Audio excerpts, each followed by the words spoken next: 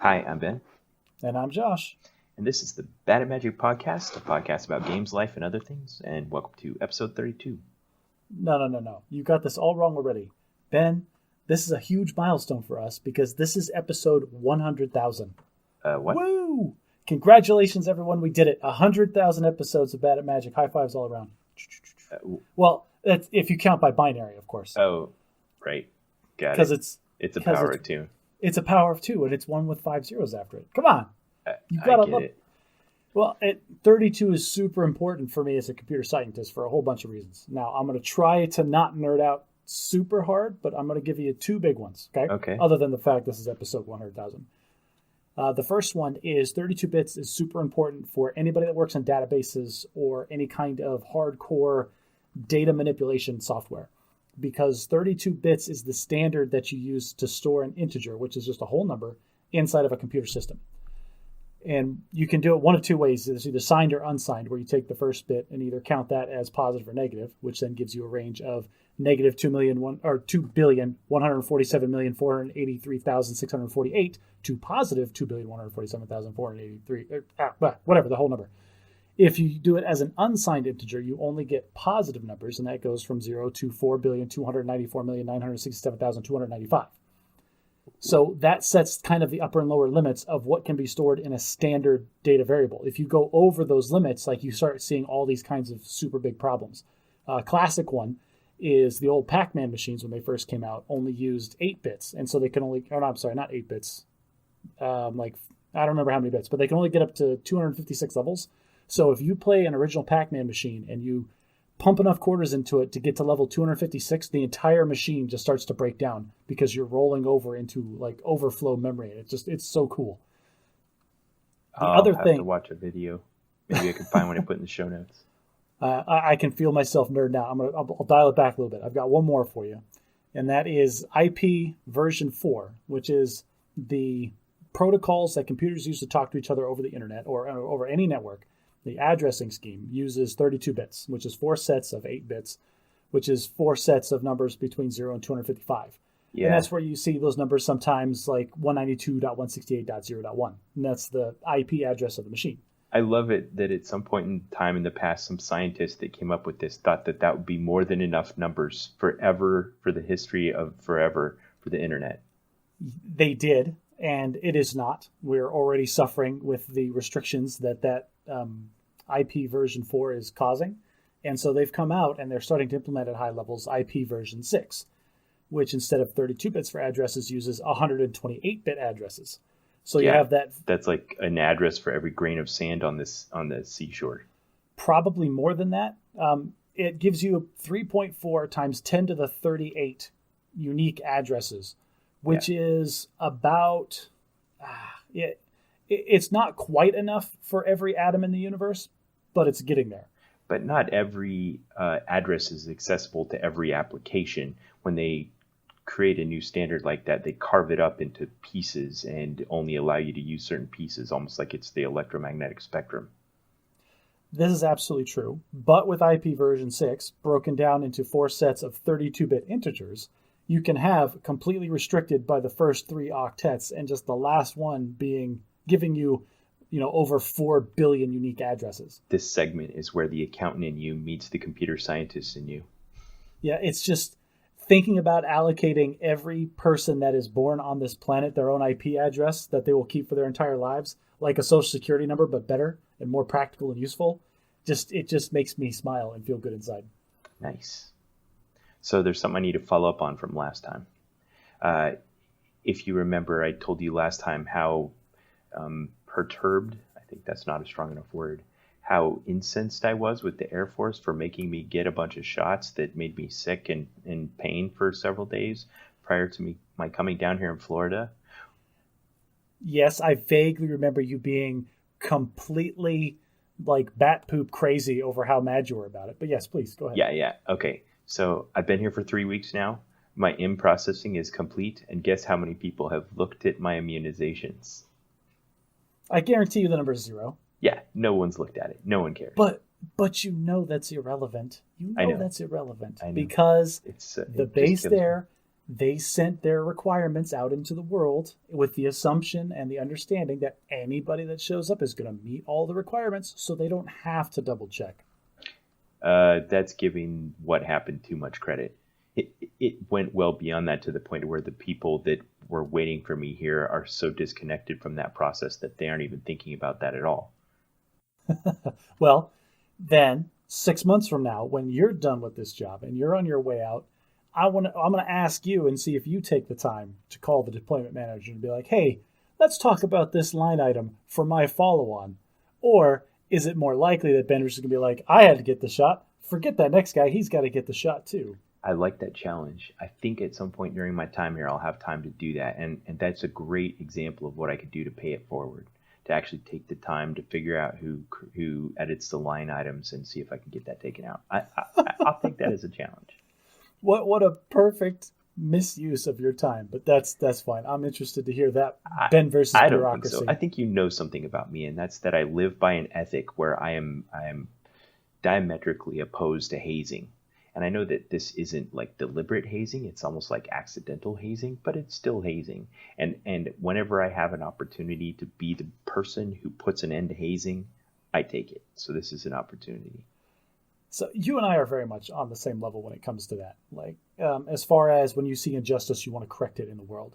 I think the difference is the level of injustice that triggers our actions and what actions we take. Because it's got to be a little bit higher than that to reach my threshold of actually caring.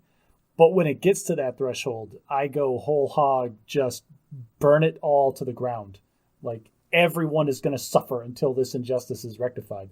Whereas yours might be a lot lower, but you pull out that pen and that notebook and you're like, boy, howdy, who do I need to call and sit on hold for 2 hours to get this talked about? Yeah. And I think that's all it'll take. But it'll be a lot easier to solve from this end than it was from the other end. All right.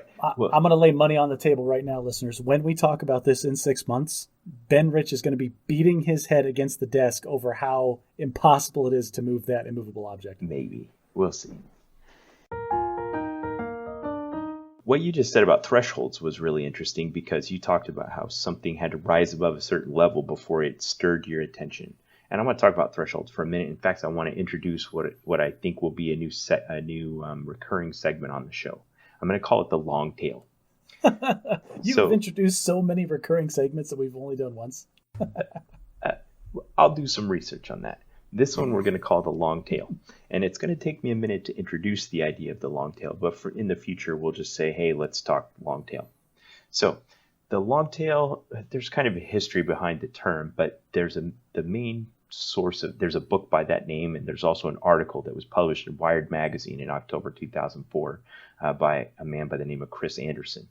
The idea of the long tail is that the internet is starting to do something that has democratized the consumption of entertainment or content in a way that's changed the fundamental economics of distributing it to people. Oh man, this sounds riveting already. Please tell me more. Well, okay, so in 2004, the internet was just kind of getting its legs, and Amazon was just starting to take off. And one of the things that they started to find out is that there was another kind of advertising that was brand new. And that is, whenever you get something, it would say, hey, you like this. Maybe you'll also like this other thing that's like it. And that was actually driving people down into the area that was previously considered failed entertainment. Okay. So kind of like niche products or things that maybe didn't have mass appeal, but that some people would like, but therefore weren't worth like maybe publishing mainstream.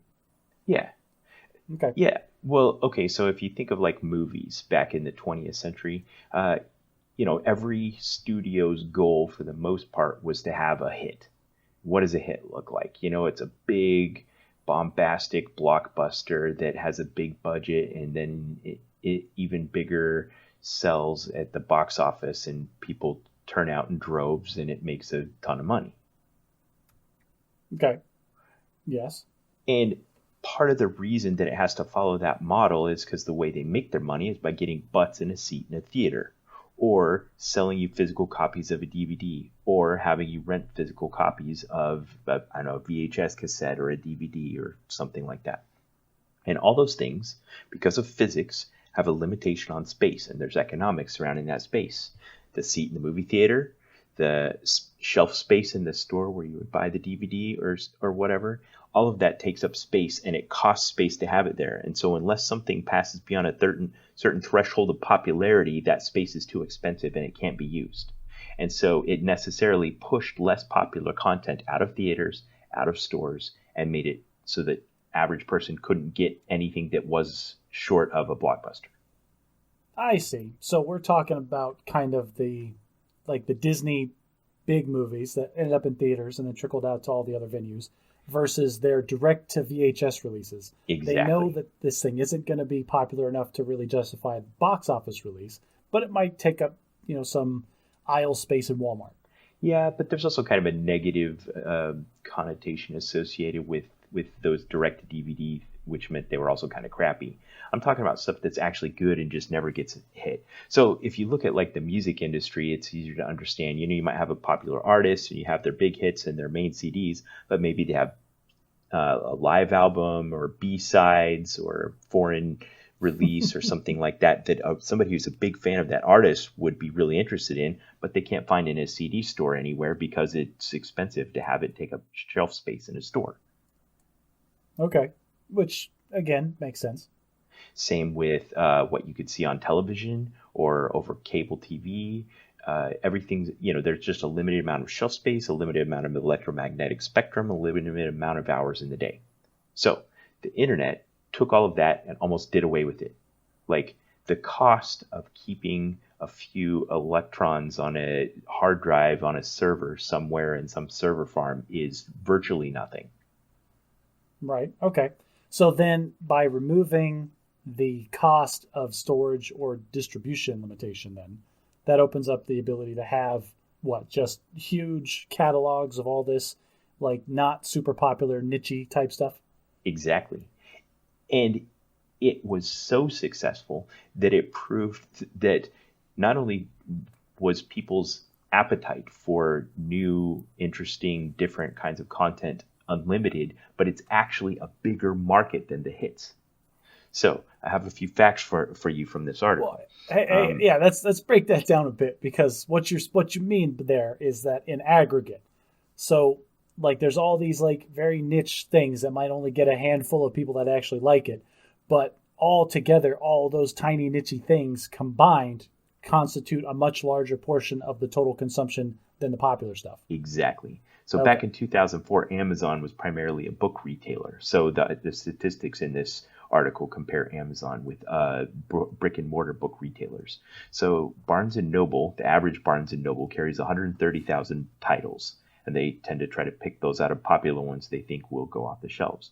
Now, in 2004, more than half of Amazon's book sales came from outside the top 130,000 titles. So if you made a list of all their top selling titles and went all the way down the list to number 130,000 and cut the list there, they sell more past that point than the top 130,000 combined. Okay. That's cool. That's a great thing that the internet has given us and we kind of talked about this before. The internet has allowed, like, you're not a weirdo anymore. Whatever, like, crazy, off-the-shelf, non-standard thing that you like or are into, there's a whole community of people out there that are so into it, they are producing content media, and you can go find it. Yes. So some other great quotes from the article. Quote, "Suddenly popularity no longer has a monopoly on profitability," meaning it's profitable to just make all kinds of content available to people. So this article in 2004 was before YouTube even existed, or I can't remember, maybe it started in 2004, but YouTube was exactly that. It is the long tail. It's whatever anyone wants to put out there on the internet, someone will want to watch it, and that'll keep you looking at YouTube. Yes. Well, now the flip side of this is the algorithms that allow us, that take us from this big curve and drag us down into the long tail. Because I don't think the goal is necessarily to get you in the long tail. It's just to make recommendations of other things you might like. Well, so from their perspective, like the company, like either Amazon wants you to buy more books or YouTube wants you to stay on YouTube longer. And so that's their motivation. And so they create these algorithms that like, oh, well, we figured out this person likes these kinds of books. maybe he'll buy more if we feed him more things that people like him like. Or for YouTube, like, oh, these are the videos that he's watching. It lines up with this kind of a demographic. He'll stay on the site longer and therefore consume more advertising and will make more revenue if we feed him videos that maybe he'll like. That's their primary objective, but kind of this almost emergent property or this secondary effect is dragging us down into this long tail. Yes, but it's not just the algorithm forcing us to do it, it's ourselves. Here's another quote. Most of us want more than just hits. Everyone's taste departs from the mainstream somewhere, and the more we explore alternatives, the more we're drawn to them. So maybe you find out there's something new you like. So now that we've taken all the time to kind of talk about what the long tail is, I want to just delve into one area of my long tail, and maybe next time you can do one, next time we do this segment. So mine, I want to talk about weird sports that Ben watches. So this was a long explanation to just justify, like, I watch a lot of weird stuff on YouTube, and boy, I want to talk about it. Yeah, well, next time we'll just say, hey, let's talk about the long tail. Josh, it's your turn. We won't talk about the article and everything. Okay, so I realized another thing that the internet does last time when we talked about spoilers is that it allows for asynchronous concept consumption of things that normally we only consumed in a synchronous fashion. Like if you don't watch the Super Bowl live, somebody's going to spoil it for you and you're going to know who won, and then it doesn't matter that it's on your DVR. Okay. But with obscure sports, nobody's going to spoil it for you. So you can watch a recording of it on YouTube like it is live, and it doesn't matter that you're not watching it live. And then they can edit out all the boring parts. Oh, okay. Yeah, so whoever is actually putting it up there for you to consume is just giving you just the good stuff. Yeah. All right. So here are some. I've got 7 or 8 that I watch. If you go through my YouTube feed, you'll see that I watch people play Magic the Gathering, obviously. Marble racing. I'm big into marble racing. I may or may not own licensed merchandise from marble racing vendors. Wow. Hardcore. My wife and I just recently watched a handful of the marble racing episodes that John Oliver sponsored. Yeah, so that's a great example of how the long tail actually brings out content that might otherwise have kind of toiled away in obscurity, and then during the COVID quarantine, it found its day. All sports had been canceled for a few months, and John Oliver's like, you know what the world needs right now? They need some sports. So I'm going to sponsor marble racing. Here you go. And they sponsored Jelle's Marble Runs, which is the best marble racing channel on the internet. Go Rangers. Woo! Disc golf, another one I've really enjoyed. This is a great example where, like, if you look at like a disc golf pro tour event, maybe the crowd will have somewhere in the neighborhood of 50 to 100 people. But then the videos within a week have like 1 million views, which means there's people out there that really dig watching disc golf but can't get to one of the events. Disc golf is funny. I think my wife comes from a very, very small town in Kansas. Huh? Like small, like it is 1 square mile. It is 1 mile on a side in a square. And somebody moved in from out of town. I don't know where he was from. And I'm going to get this story wrong. Apologies to everyone in Ashland, Kansas for me talking about this. But apparently some guy moved in from out of town. Everybody called him a hippie. No idea where he's from, but in my mind, he comes from hardcore LA, never wore real shoes, had long hair. That's the vision I see of him. He opened up a pizza store and then started erecting disc golf, like the holes, which is what, just poles with the big chains that dangle down? Yeah. And like just put them around like the town in random places, and then had like a flyer at his pizza stand of what the holes were, and it just went like through the town. Awesome. Yeah, one of the disc golf pro tour events is actually in Kansas. Oh, is it in Ashland, Kansas? This could be a real thing. Maybe. That's if you build it, they will come. If I've ever heard of it. I don't think anybody came though. I think everybody just kind of wondered, what is this weird pole with chains on it doing in this random alleyway? Yeah. So a few of my other long-tailed sports that I consume on YouTube, bouldering. I love watching just like people climb crazy synthetic rocks. Soapbox racing. That's still a thing? Specifically of the Red Bull sponsored variety where it's done with a bit of pomp and flair and there's jumps and crashes and stuff. Yeah, like they do their flying machine competition. Yeah. Where it's not a competition about actually trying to fly. It's a No. competition about making the most outlandish thing and falling to your Yes. near death. Yeah, exactly. It's like that, except it's soapbox racing. Japanese game shows. I mean, who does not love a good madcap, crazy Japanese game show? I mean, yeah, those are hilarious, but I can only take them for like 10 minutes before I start feeling epileptic. Yeah, I think my favorite one was one where there were a bunch of people, and they coated them in like water-based lubricant, and then they had them try to get up this set of stairs that were covered in like foam padding, and I it was have like, sing that exact video. And oh yeah, man, that they just you can't do it. Can't be done. it's crabs in a barrel. But probably my favorite, speaking of Japan, my long tail weird sports that I watch on YouTube is sumo wrestling. And this is a great example of the long tail. I was on Reddit one day. I don't even remember what I was reading about. And somebody said, hey, there's this American teacher that lives in Japan and rebroadcasts sumo with American commentary over the top of it. You should check it out. He's got a great channel. It was exactly the long tail. Someone on the internet made a recommendation. If you like this, you might also like this. I checked it out, and it's been like 6 years, and I watch every single match of every tournament. Just so you're like hardcore super into sumo. I can tell you all about it. That's a thing. That's definitely a thing that you can be into. I hadn't found a reason to talk about it on the podcast yet because it's not that interesting. There was a tournament back in January where like the last ranked guy in the Sanyaku won the tournament, and it hadn't happened in like 100 years, and it was really cool. But other than that, it's mostly just big fat guys crashing into each other. Fair enough. I know a tiny bit about sumo wrestling just because I saw it's probably on YouTube years ago, but some documentary where like an American powerlifter went and decided that he was going to be a sumo wrestler and like broke a bunch of molds. I could be fabricating this from nowhere, so please correct me if I'm wrong. But like traditionally, I guess these guys are just very heavy, and yeah, they have moves and stuff that they do. But this guy went in and would just like pick them up because he was just way stronger than them, and then just hurl them out of the arena. Is this a thing, or am I making this up?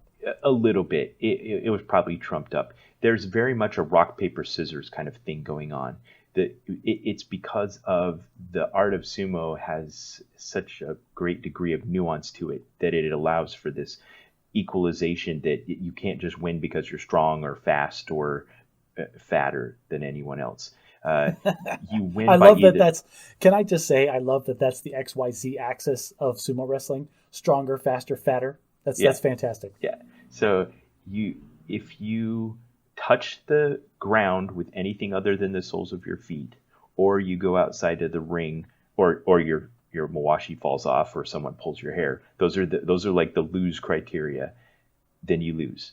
So there's so many different ways and techniques to win. Like there's one guy right now that weighs about as much as me that beats guys 4 times his size just because he's crafty and wily.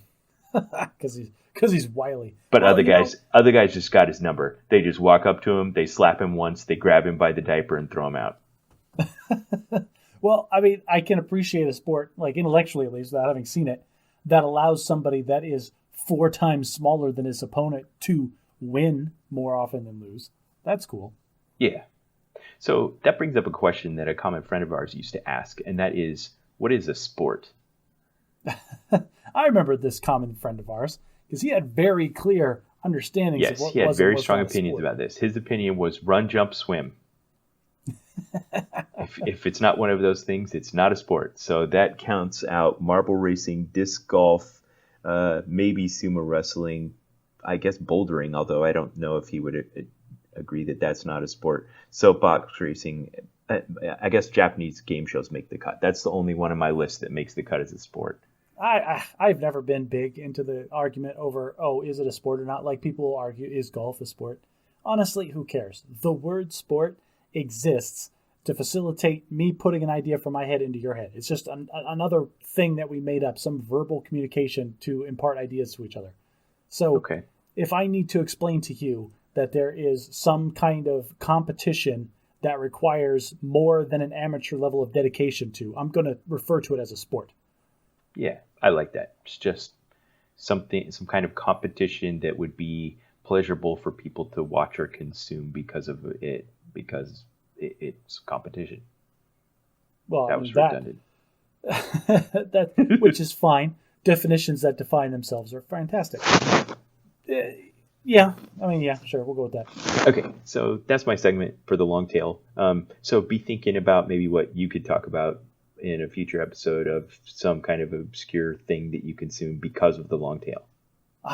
It's going to be hard to separate that from the things that I'm consuming because the algorithm knows me better than I know myself. Like, for some reason, Hulu and Netflix seem to think that I'm really into British sitcoms, and I hate to admit that they're kind of right. Yeah, and then there's also the thing where, like, for some reason you just have to do some obscure internet search, and then the internet thinks that that's what you want forevermore. Man, I don't know. Google, if you're listening, I've already bought that ergonomic chair, okay? I'm not going to buy another ergonomic chair. Stop feeding me these ads. Yeah, I searched for a class that I could take online about writing, and now every advertisement on YouTube is trying to get me to go to online schools. I Googled sleep number bed one time, and I swear that was the only YouTube ad I saw for a month. Yeah. There's got to be a button. Like, my wife even said that when it came to I already bought this. Yeah, I've already bought this. Stop wasting your time. It's coming. It is. Yeah. It's already kind of there. Like, if you're on Facebook and you're getting pop-up ads like that, you can interact with them. Like, you can, there's a little button in the corner, you can click on it and say, I don't want to see this anymore, and they'll ask you why. Yeah, I've seen those, but who takes the time to click those buttons? I just want to say out loud to the listening device that's in my kitchen, hey, Google, I've already bought this. And I want that context to be understood. Like, they should know. They should know. I'm watching YouTube. They know I am. They've got all of my information anyway. Let's put it to better use. Yeah, sometimes they give you ways on YouTube to interact with it. Like, an ad will pop up and it'll give you the thumbs up, thumbs down just for the ad. And I don't want to say thumbs down, like, I hate this thing. It would be, because then it would never show me an ad about that again. It's like not sufficient to interact with it. I don't want to see any ads ever, Ben. Like, why are you so like concerned about hurting the ad's feelings, dude? Like, seriously, who cares? It's not that. It's that I know that I can't escape it, and I'd rather have it be for like classes at University of Phoenix and have it be for like laxatives.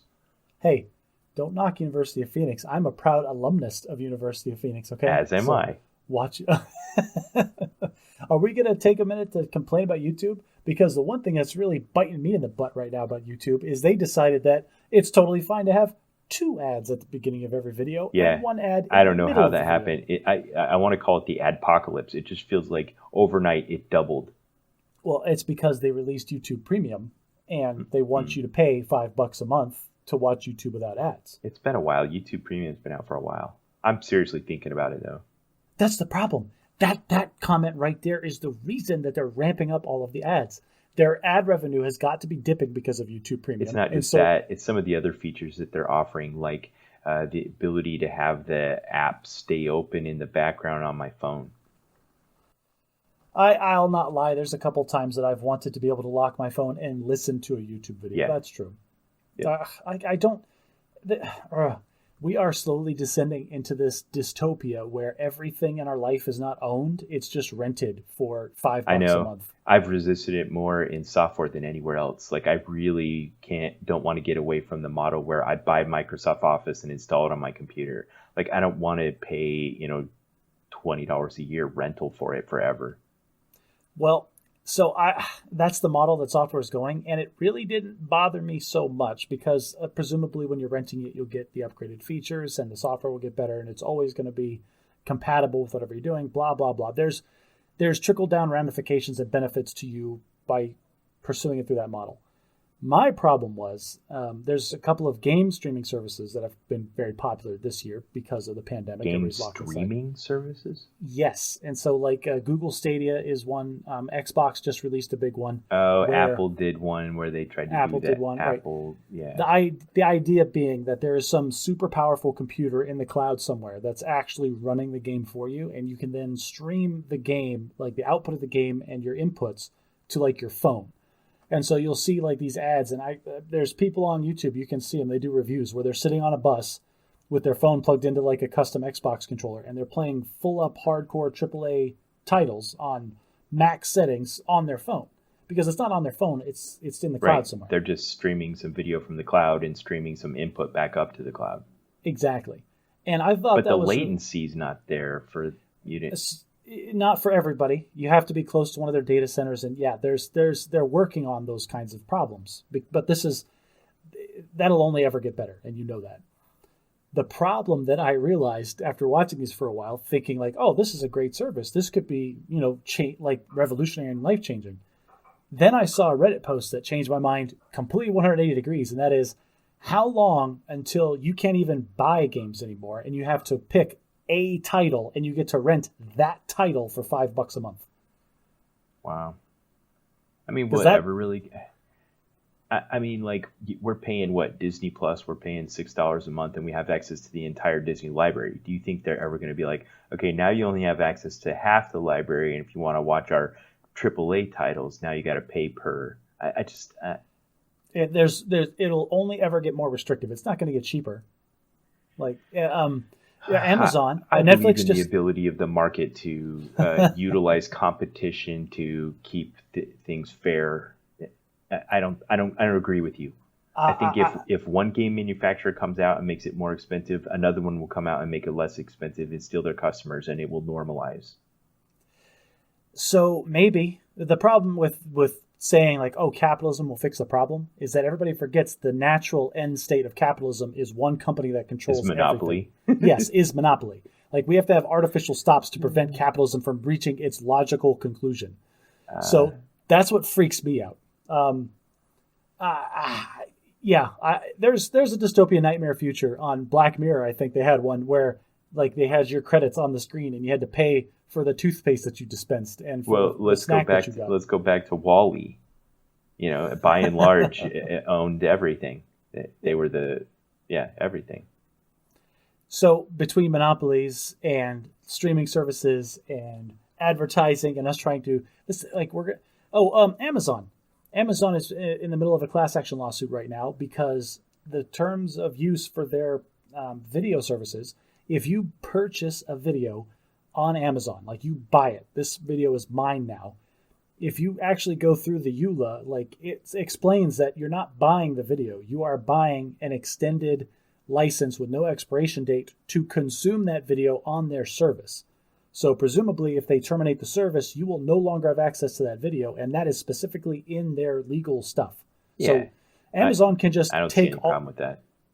What? Yes, I see a problem with that. And you know why? Because I, for the longest time, since 2011, have had all my music on Google Play. On my phone, on my computer. This is how I had all of my music. And then I opened my music player this week on my phone. The app on my phone is like, I want to listen to music. And it said, oh, Google Play is going away. You need to transfer all of your music over to YouTube Premium. I'm sorry, what? YouTube purchased Premium? Or not YouTube, it's YouTube Music, not YouTube Premium. Like they created a new service, and I had to transfer all of my music over to this new service. But this is music. Happen. This is music I own. It's just a trade-off. No, I own this music, Ben, and it's in this player, and it's no longer available to me. I own it. I bought it. I get that, but it's just a trade-off. The alternative is owning DVDs in your house that your children can scratch. But then you got to buy it again anyway. But you're missing my point. Is like when I buy things, I want to own the thing. I want to have full control over my consumption and how I access that. I'm talking about the economic trade-offs. I mean, it really is a disc in your house that can get lost or broken or scratched or whatever. But this is a trust. If I am going to outright purchase a product using your platform, you can't just take the access to the platform away from me arbitrarily. Have you ever tried to send like an Xbox disc back to Microsoft that scratched and ask them to replace it for free? This is different because this is apples. Trade-offs. No. This is apples and oranges because when I own an Xbox disc, the disc is physically in my custody. I have 100% control of my access to it. And you're taking on some risks. And I'm saying those risks don't exist when you're buying a license in the cloud. Some of those risks. So what you're saying then is you're that trading those risks for other risks. Part of the agreement that I'm making when I purchase digital music through this service that says it'll be around forever is that if they decide to go away, I just lose my investment entirely? Yes. I don't want to live in your dystopian terrible future.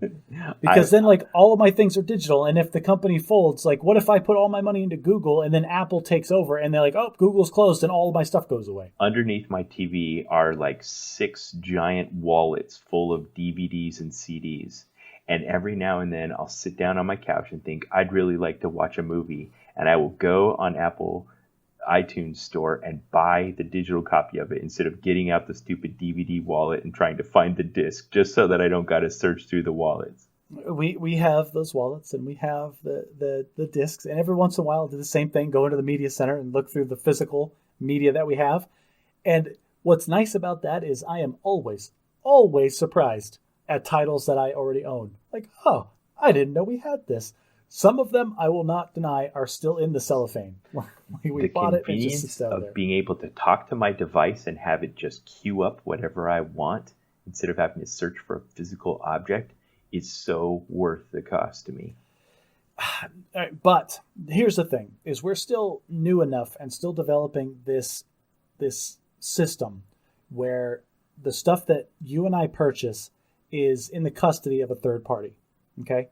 And yes, there's the risk and the trust and the blah, blah, blah. But we're still, it's still a young enough system that we can influence how it is. I would like it to be much more on my end, where when I purchase something and it exists in the cloud, it is still mine. Like, I still own it. As opposed to your version. What do you want, Josh? Do you want like them to send you a hand-signed copy of a contract that says, even if this company goes out of business, Josh still owns the rights to listen to this music forevermore? Yeah.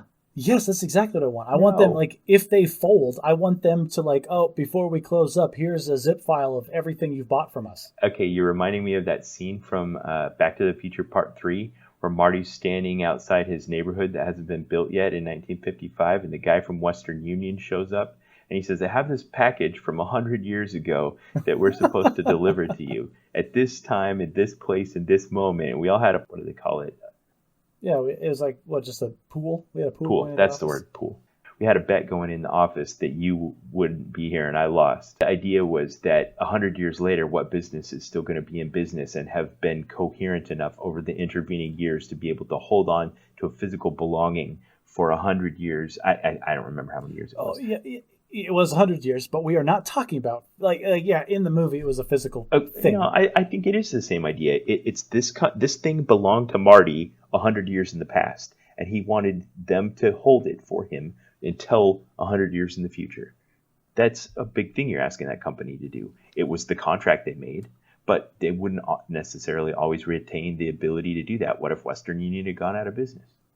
Well, this, again, apples and oranges, because they knew Western Union wasn't going to go out of business because they were from the future. But yeah. What I'm saying is, like, it's flawed right now because of exactly what you're talking about. If I buy and invest all of my media in company A, and company A folds and they don't have a good plan, all of my media presumably can go away, and there's no recompense for me, the consumer. Yeah, but this is not a new thing, Josh. No, what if you owned stock in Blockbuster Video? Man, Ben, let me land my plane, will you? Okay. So, like, I want this to be more, like, it's not, I have a trust with this company. There needs to be a completely separate thing that exists in the cloud somewhere, like cryptocurrency or something that exists sans any company. It's just in the world. That is the library of things that I have digitally purchased. Just I have myself, Josh Fleshman, purchased the rights to these digital medias, and it just follows me. Why do you acquire this kind of peace of mind if you have access to it now? Because I didn't even think twice about it until freaking Google Play folded this week, and I couldn't play my music. So now you're feeling digitally insecure in the world of tomorrow. I'm feeling digitally insecure because I now realize that there is a huge weakness in this house of cards that we're constructing, in that we are putting a lot of trust in these companies that we are purchasing digital goods from with no way of extracting the value if the company goes under. Okay, so let me one-up you and take it to the next level. Right now, you and I are recording this podcast. As soon as I finish, I'll record my piece and save it up to the cloud, and you record your piece and save it up to the cloud, and then after I spend a few hours editing it, I will save that up to the cloud. And everything you and I have created that belongs to us because we made it is also stored on someone else's computer, and they could go out of business tomorrow and we could lose it forever. No, we won't, because I also have it on my computer. Dude, I do all the data storage here. Like, I have multiple backups of this podcast, Yeah, all right? I know. You are seriously not crediting me. I'm just pointing out how, like, you know, my photos, my videos, my audio that I record, all stuff that doesn't even belong to someone else. Unlike a music where I'm just kind of buying a license to listen to it. I'm not buying license to resell it or anything. This is stuff we made that belongs to us. And it's also on someone else's computer. Well, yeah, but like this is what I'm saying. Like this is a small problem now, but it's only going to get bigger as more and more of our life is encompassed through digital goods. As software companies go to this pay-as-you-go model, as you know, everything is going to the cloud-based, like temporary license model. So we need to think about this now. Like, how can we make this system robust to protect consumers? I don't think what you want is the right answer. Well, and I'm sure it's not, because I've thought about it for literally the span of this podcast.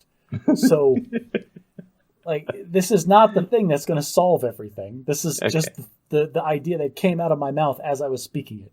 Well, like you mentioned, you were talking about blockchain. You want some kind of blockchain licensing solution that means only you can access it forevermore. That's great, but it has its own kinds of trade-offs. You know, like people who invested all their money in cryptocurrency and then die and no one has their password. There is no administrator. There's no one on earth that can unlock it. It's lost forever.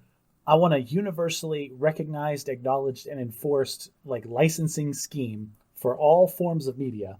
And I want an RFID read-only chip like in my palm of my hand. It's like reciting the magic words to open the Necronomicon. You just shout it out loud, and the universe has noted that you can now open the Necronomicon.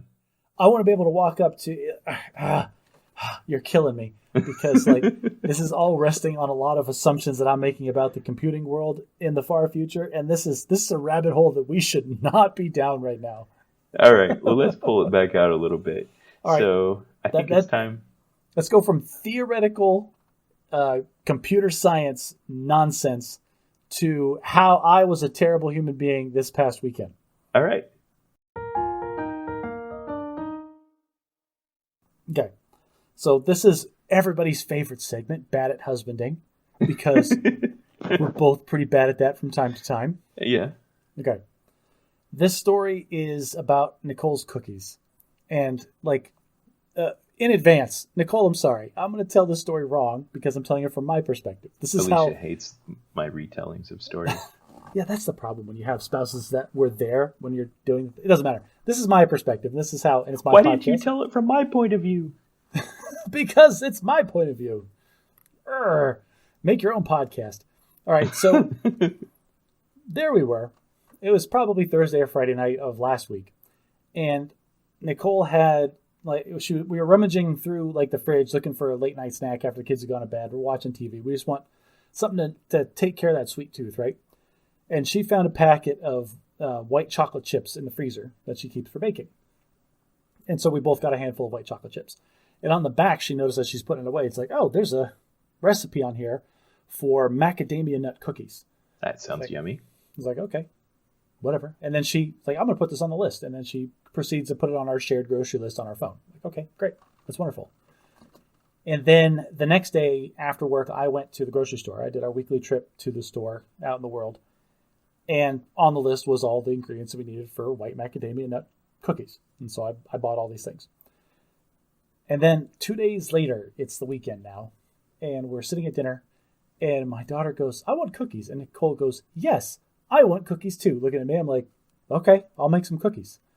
And so I got up, and what did I do, Ben? You picked up all the ingredients that you bought from the white chocolate chips and made the macadamia cookies? Of course I didn't do that. No, I Googled sugar cookie recipe and just made the quickest, simplest 5-ingredient recipe of cookies that I could possibly find. Just because there's chocolate chips and nuts in it doesn't mean it's more complicated.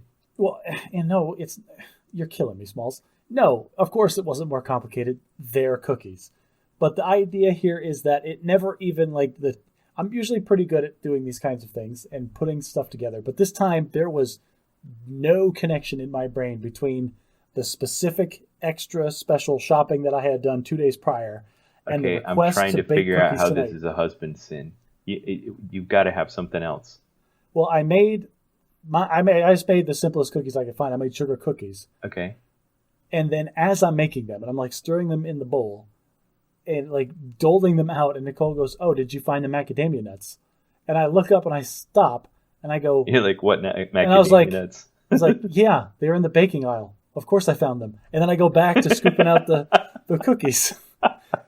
And she goes, "No." Thank you for that non sequitur moment, my dear. But then she goes, "No, like the cookies in the house." I'm like, or the nuts in the house. I'm like, why do I need to find it? Like, you put them away, didn't you? She goes, "Yes." I'm like, "Well, do you know where they are?" You still haven't included. Yes. No, it still has not clicked. And she goes, "Yeah, I put them away." And I'm like, "Yeah." And she goes, "Did you find them?" I'm like, "Yes, I found them. I bought them. I brought them home, and you put them away." Why are we talking about this? What are we doing here? And she goes, "The nuts for the cookies." And I literally said, "Why would I put nuts in these cookies? I'm making sugar cookies." And like the look on her face. So it was one of those moments, and I know you've had these, where she was weighing, I think this is a Scrubs reference, but she was weighing my good points against my bad points and deciding whether or not the continued effort was worth it. You thought you were talking about cookies, and she was talking about the future of your marriage. Well, and then I realized that's kind of when it hit me. Like I did one of those moments where I'm frozen. I look down. I'm like, I'm already completely done making the thing that I was making, and I at no point in this process realized that I am making the wrong thing. So, does that degree of forgetfulness or failure to kind of connect the desire to have that be the next batch of cookies that was made make you a bad husband? No. But what makes me a bad husband is how I rubbed it in her face for the next 2 days. Oh, what part did you rub in her face? The fact that she assumed you could read her mind? No, the part that, "Hey kids, you like these cookies? Aren't they delicious? These are delicious. Thank you, Daddy, for making these cookies." You're such a jerk. You're welcome. right. That is bad at husbanding. And we went out and saw my parents at something, and I brought the cookies, and like, "Oh, have some of these cookies." Like, "Oh, these cookies are great. Aren't these cookies delicious?" People should appreciate the fact that I made these cookies. Have you made the macadamia nut cookies since then? Oh, Ben, of course. I'm here and I'm alive. Of course I made the macadamia nut cookies the next day. Were they also delicious? They were also delicious, yes. Okay. They did take more effort than the other cookies, but only a trivial amount more. And yes, Nicole, I should have made the macadamia nut cookies the first time. I'm sorry, but I'm just stupid sometimes. I'm sorry. Good. All right. I think every bad at husbanding segment should end in that phrase. Like, "I'm sorry, please don't murder me." I'm just stupid sometimes. Well, that wraps it up. Yeah. All right. Let's talk bad at parenting. Oh, are we bad at parenting too?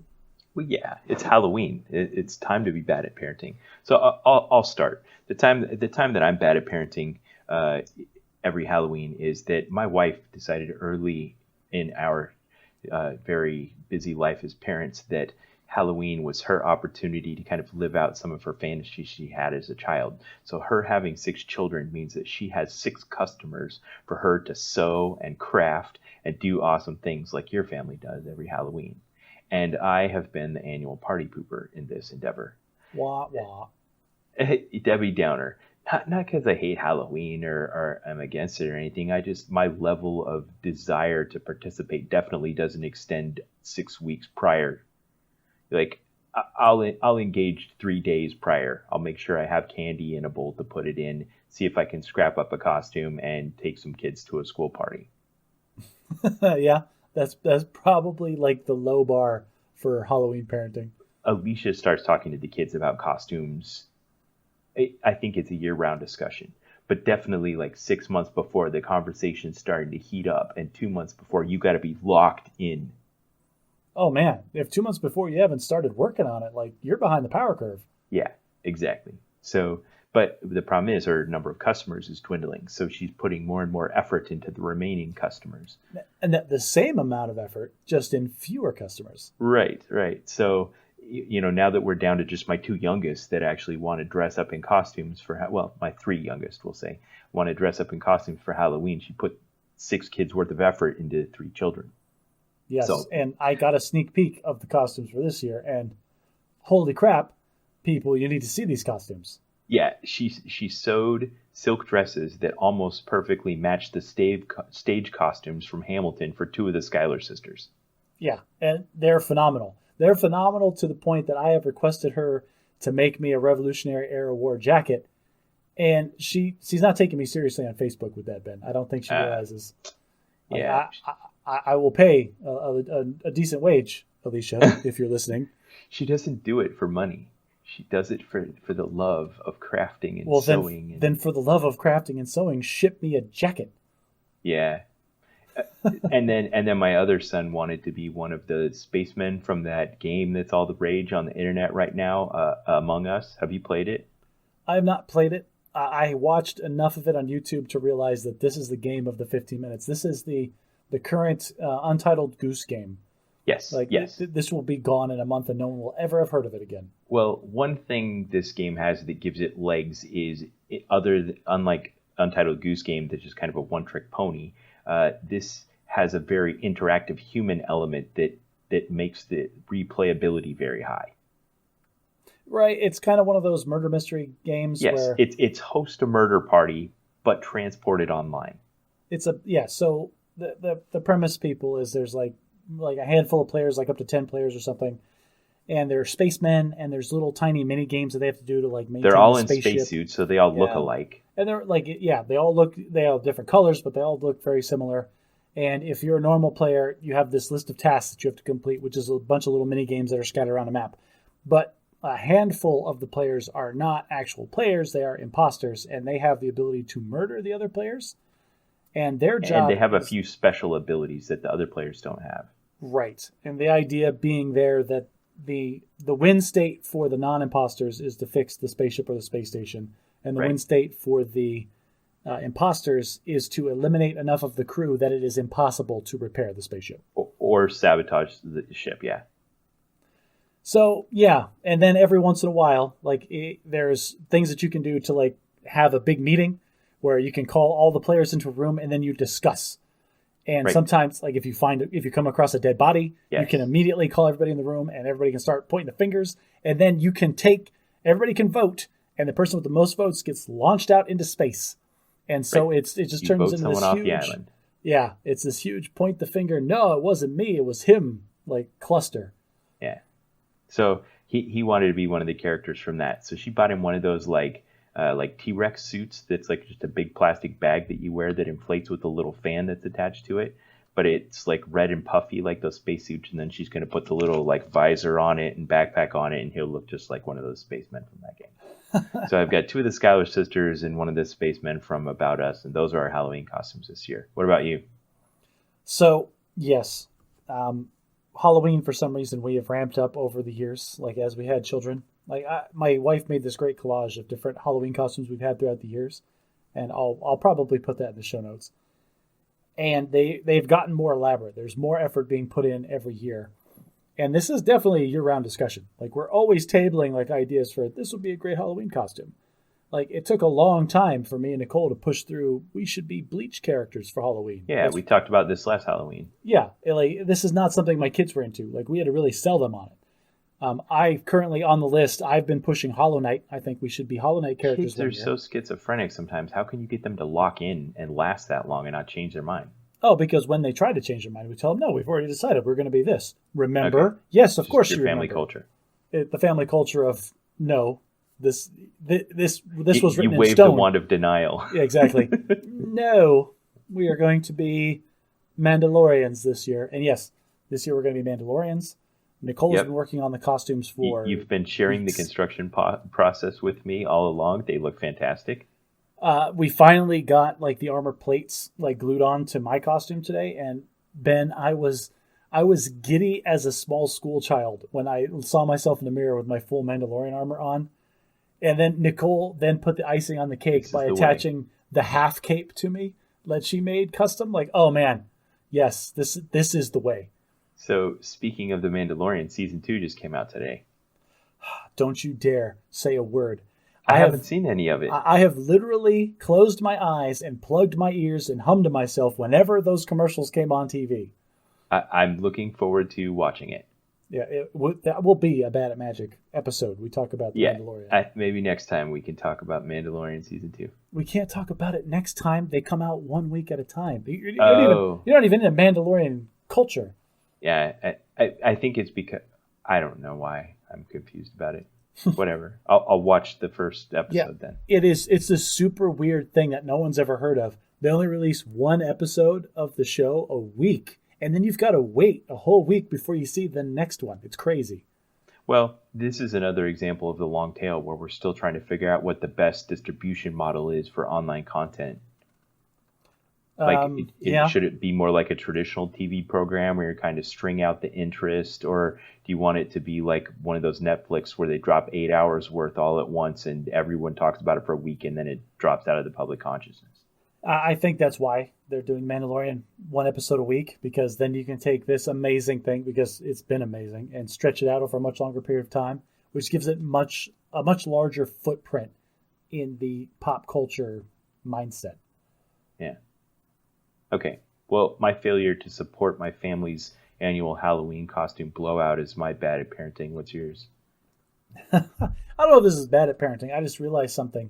When my wife rolled her eyes so hard the other day, she almost passed out, because it was like the 15th time I've said it.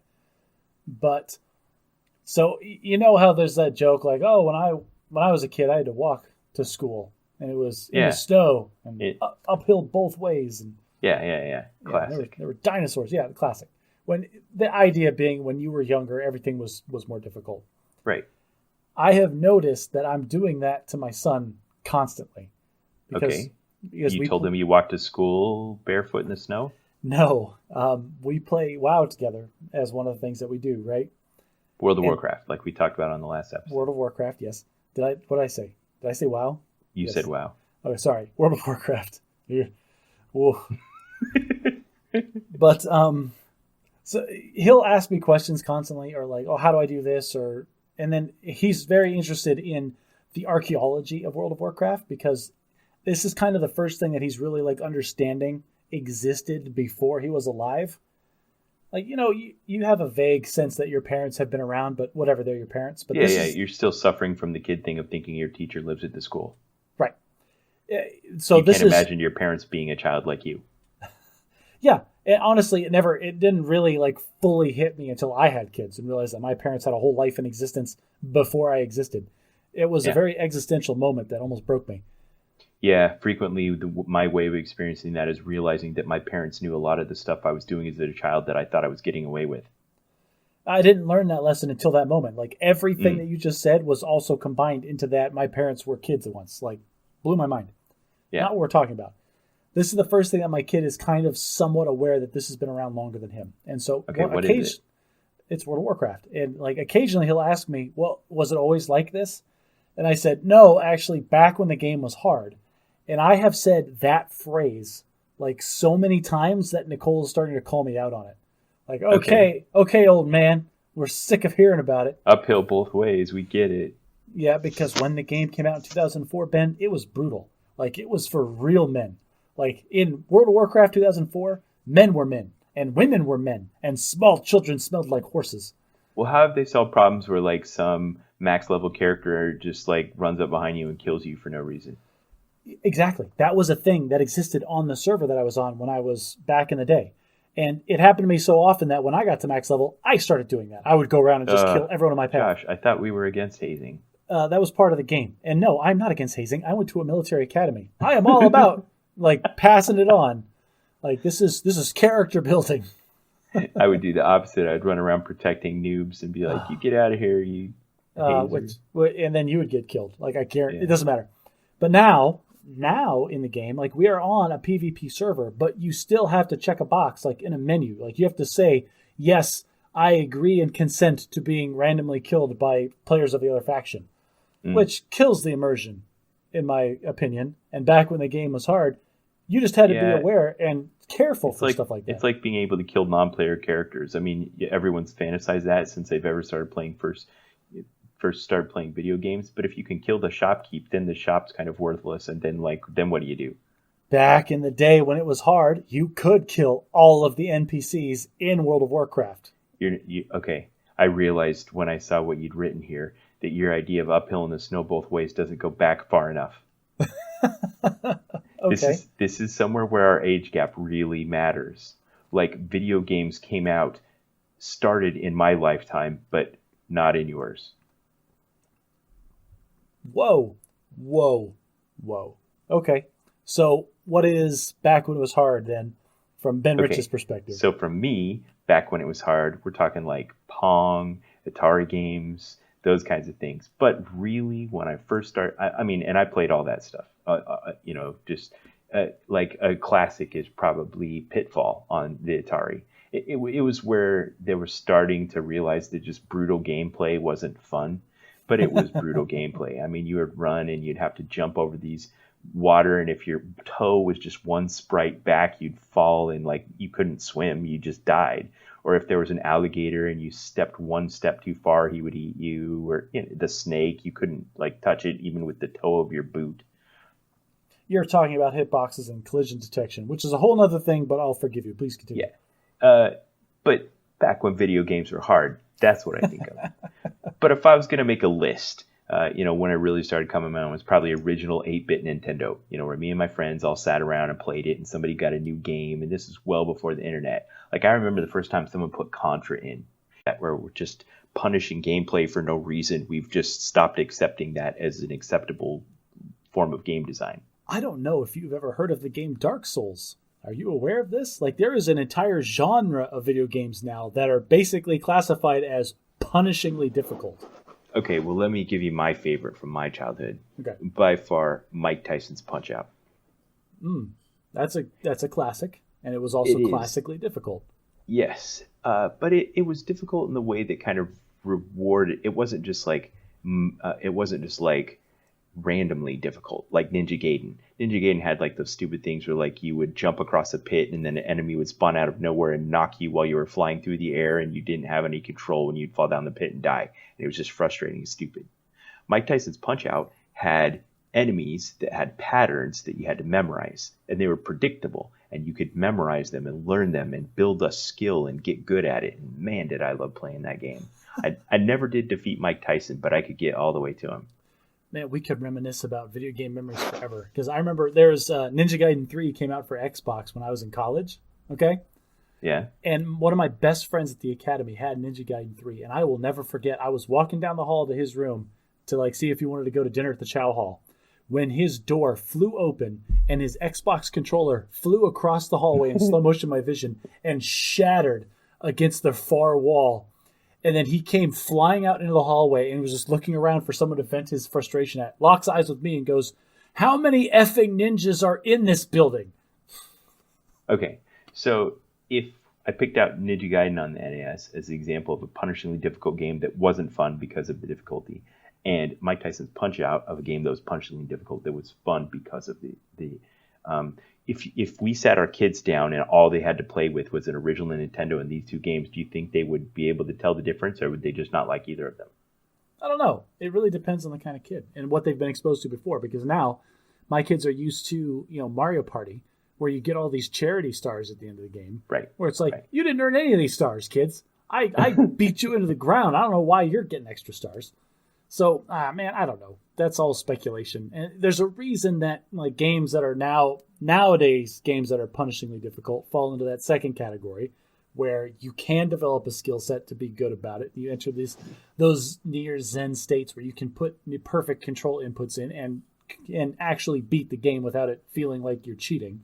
So are we experiencing the same thing our fathers did when they said this? When they talk about and reminisce about how hard life was when they were a kid, and now our equivalent of doing that is talking about video games are when we were a kid. Is it the same cognitive thing that's happening? You look at your kid, you think you have it easy, but back when I was a kid, I had it harder.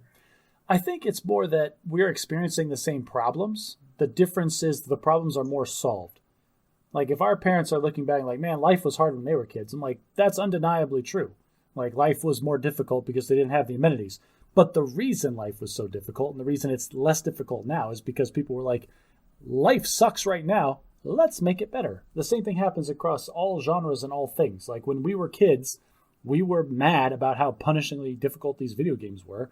And as kids that were really dedicated to that idea grew up, they studied video games and like really broke down, okay, why is this fun and why is this one not fun? And then refined it and made it better.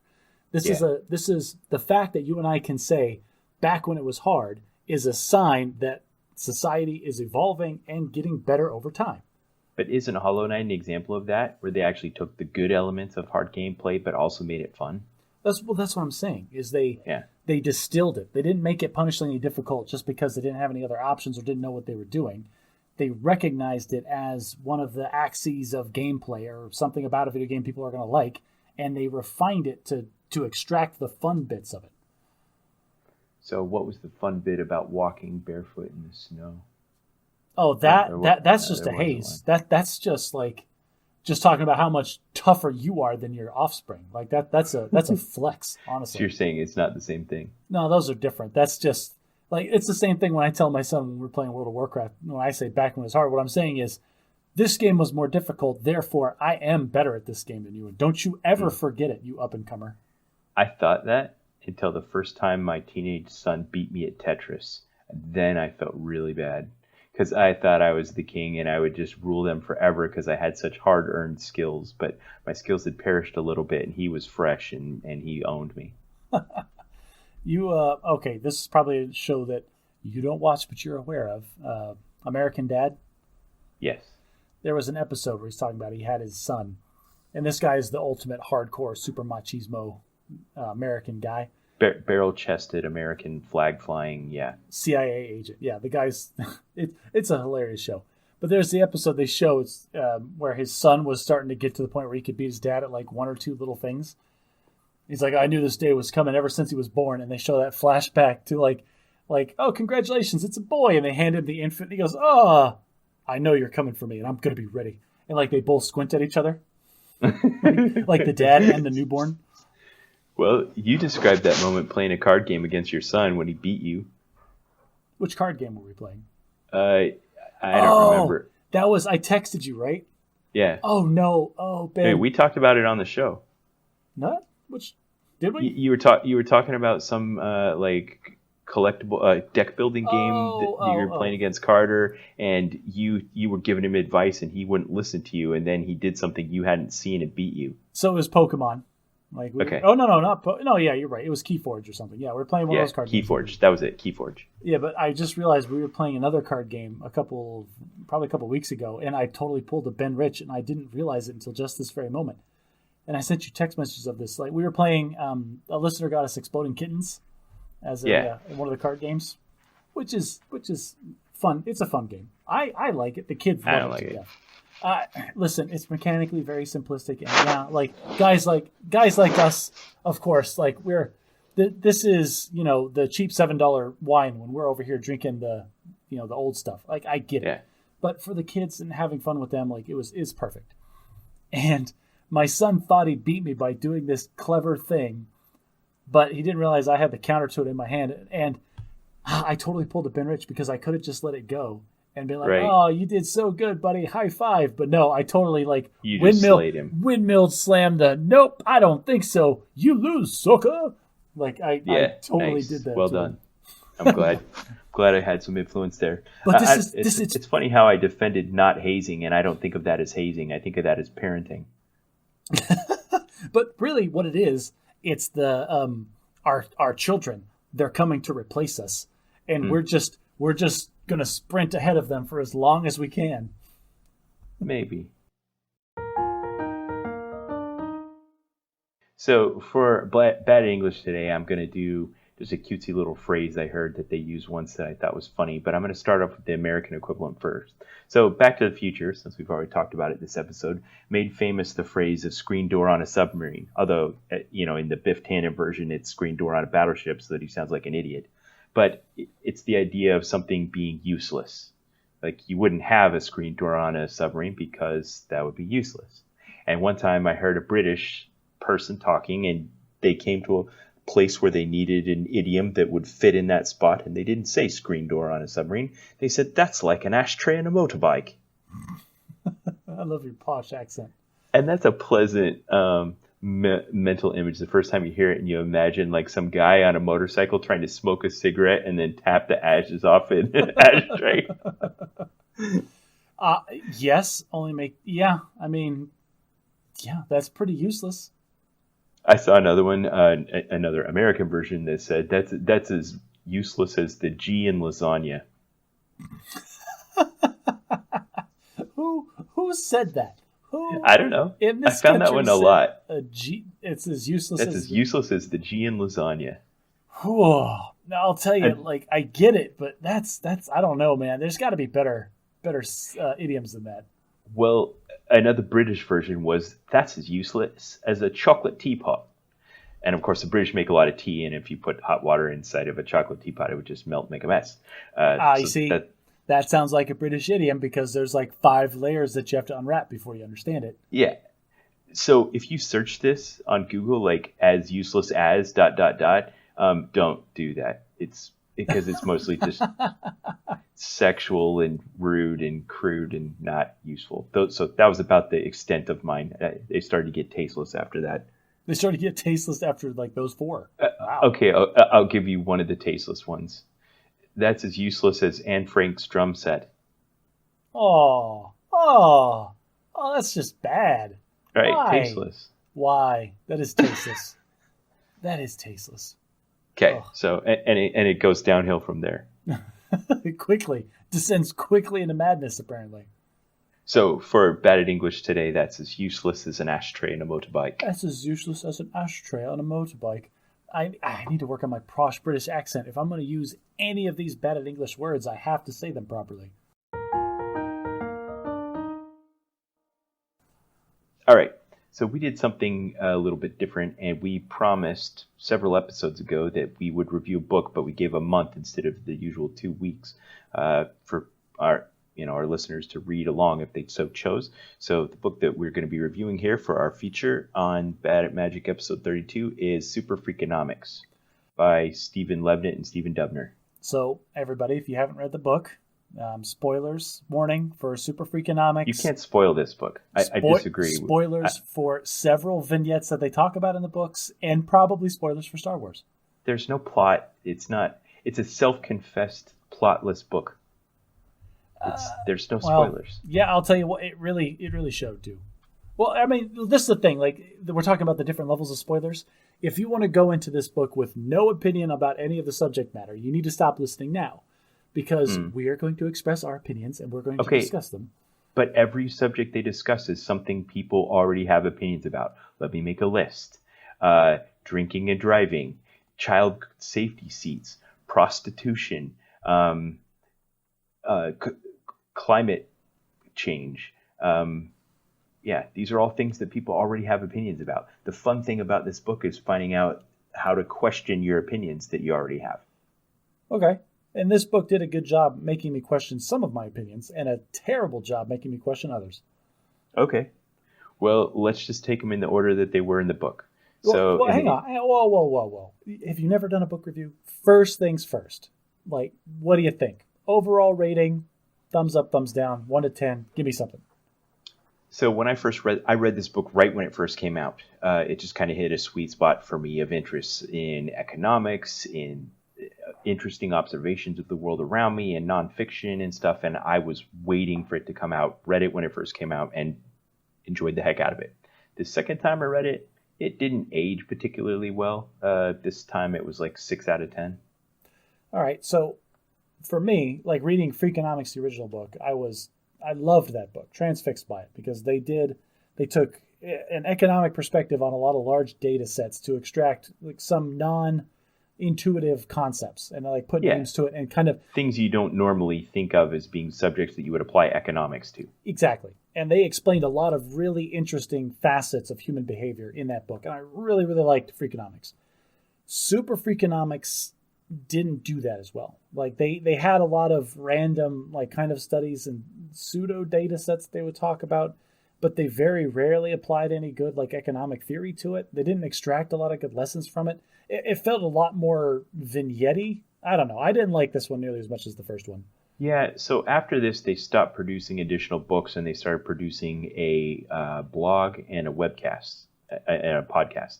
And I actually listened to the podcast, and you kind of tell that what they decide to make their shtick is the idea of just looking at the world in an unusual way and letting that finding that how that guides you down some interesting path. And so that's kind of more what this is about. It's not a sequel, it's just a follow-up. It's just they think of it as more of the same kind of thinking that was in the first book. Well, they recognize that with the first book, they might have hit a weird bestseller sweet spot. And then with the second book and any subsequent things that they had to talk about, they were quickly falling into that long tail we were discussing earlier. Yeah, exactly. And that's why it turned into a podcast instead of more books. Man, podcasts are a great thing that live in the long tail. And it's so nice that there are people out there pushing interesting podcasts out into the world. Yeah.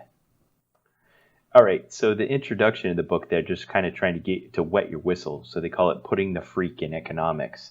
And they talk about, they talk about how with the first book, they struggle with the publisher because the publisher wanted them to have a unifying theme. And they said there isn't one. And when they went to write the second book, they're like, you know what, there kind of was. The unifying theme is one of the fundamental laws of economics, which is people respond to incentives. Yes. And they don't go into that enough, honestly, because they don't ever talk about the negative incentives. Because there's such a thing as negative incentives. Like you can punish people to alter behavior, and you can also incentivize people to alter behavior. And they don't talk a lot about the other side of it. They kind of do. Like, in that section, they talk about street prostitutes and the negative incentives of that. I thought that was violence and the. We read different books because I thought that was a glowing recommendation of this is why prostitution is such a great thing that's in our society. Yeah, I don't know how much detail we'll go into on the prostitution section. But before we skip ahead to that, they talk about the negative incentives of horses. At the turn of the 20th century, before whether the steam engine had been invented, but still much of the economy was dependent on man's other best friend. There was this huge set of problems that went along with having a horse-based economy. Yes, and they were talking specifically about the number of horses that were required for what at the time was modern society, and then the urbanization movement where people were moving into big cities and becoming denser and denser population bases. Just the sheer raw tonnage of manure that was starting to pile up. Yeah, exactly. Or if a horse died, then you just have this giant 800-pound corpse in the street that you have to either let rot or come and saw into pieces so you can haul it away. You want to talk about a traffic jam? People say sorry, my car died. Sorry, my horse died. There's his corpse rotting in the sun. That's hardcore. Yeah. Yeah, so the manure, the death, the accidents, the losing a shoe, and all the things that you can kind of transmute onto modern automobiles. I mean, modern automobiles die and require repairs and maintenance and replacement and that kind of thing, but it's better in almost every way. Well, it's because we can make iterative improvements to a car that you can't make to a horse. It's man, these horses just take too much water. Can we make a horse that doesn't need any water? That's not a thing. And so, when the science and technology developed to the point where we could mass produce automobiles, people were ready to make the transition because the incentives were there. Yeah. It's man, I don't have to deal with all of this. I just want to say the actual swear word, but I can't because we're PG. I don't have to deal with this horse poop anymore. That's fantastic. Yeah. So then they talked about the horses. They had that story about the problem with the population split in India for a while. Yeah, that's an interesting issue that still kind of exists today that we don't talk about very much. The gender preference for males amongst Indians. Well, not just they talk specifically about Indians because they had a lot of research and data in India, but they did kind of acknowledge that in a lot of developing countries there is a strong gender preference for children because males are seen more as being productive workhorses where they called him and like, oh, this is a retirement plan. Having a couple of hardy sons is how I'm going to retire. They're just going to support me until I didn't get the impression they felt it was because males were more productive. It was because their society is set up in such a way that it's biased towards males, as in males belong to the family and females do not. And so a female's a liability because you not only lose her, but you have to pay to get rid of her. And a male belongs to the family forevermore. And that's completely a construct of the society. Like, there's no reason a female couldn't provide for her elderly parents. Well, to you and I, in a country that has, opportunities for women to get out into the world and get educated and have jobs and be productive members of society. Right. In a lot of developing nations, that's not the same. Like, they don't see women in that way. So that's kind of what I'm referring to.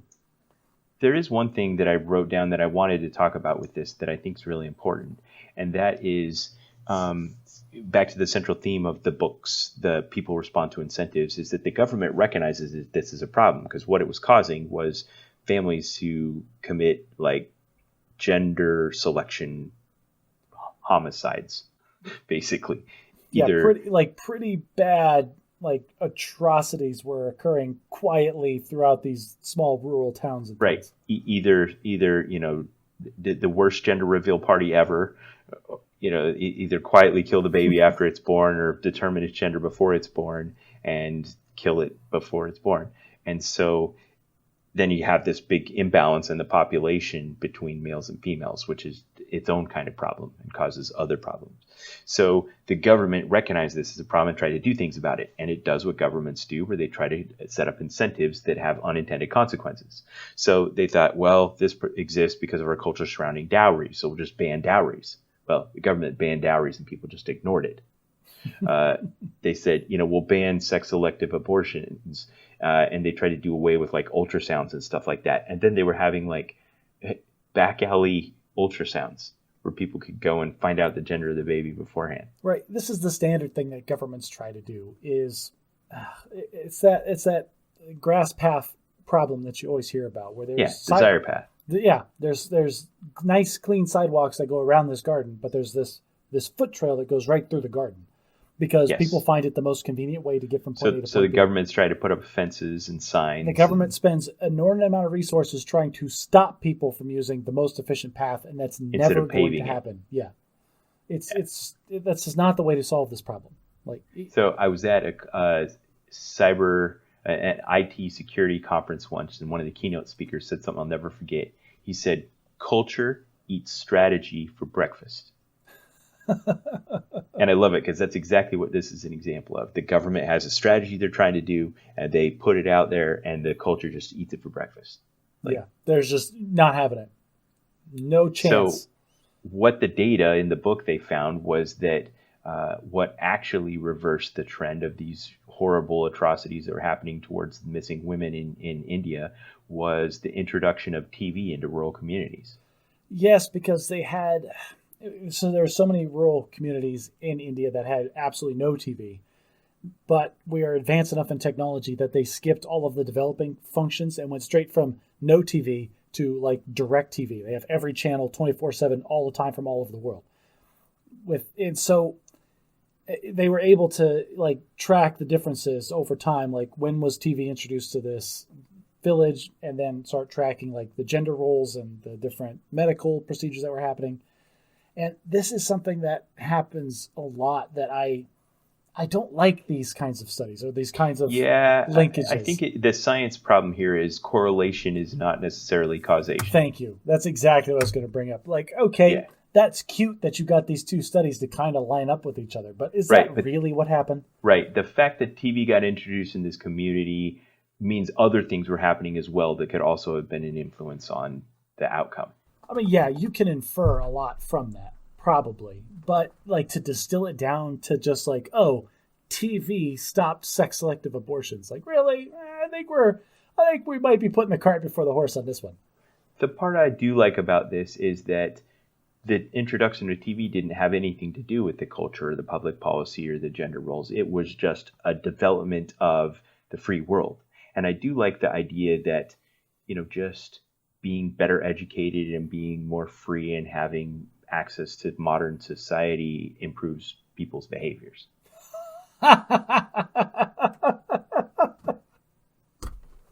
It's so cute that you think that. Well, the opposite is that they were in these rural communities and the government was trying to pass laws and regulations to govern their behavior, and it was having no effect whatsoever. Because that isn't correlation and causation. That is the government. It outlawed dowries. The government outlawed the ultrasounds, and all of that was still happening in spite of the laws and regulations. Listen, I'm not laughing because I disagree with what you're saying here. Is that the government was completely ineffective in making this change? What I'm laughing at is your like such rosy 1950s, like beautiful sunny day outlook of how TV changed the world for better.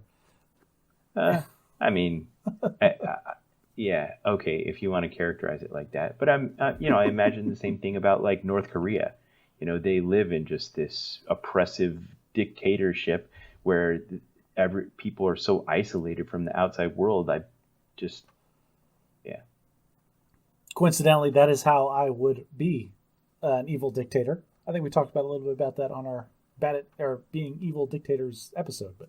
Yeah, let's do a plug. If you want to hear Josh and Ben talk about the alternate universe where they're evil dictators, you can become a Patreon supporter and have access to 2 unreleased episodes of the Bad at Magic podcast.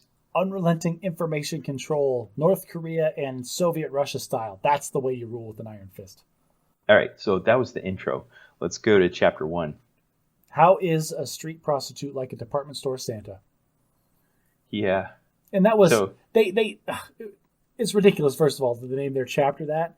Talk forever about street prostitution and then throw in like a casual sentence in the last paragraph of the chapter to actually make their point. I get it. You can tell there was some marketing that happened after the book was written. Oh, yeah, definitely.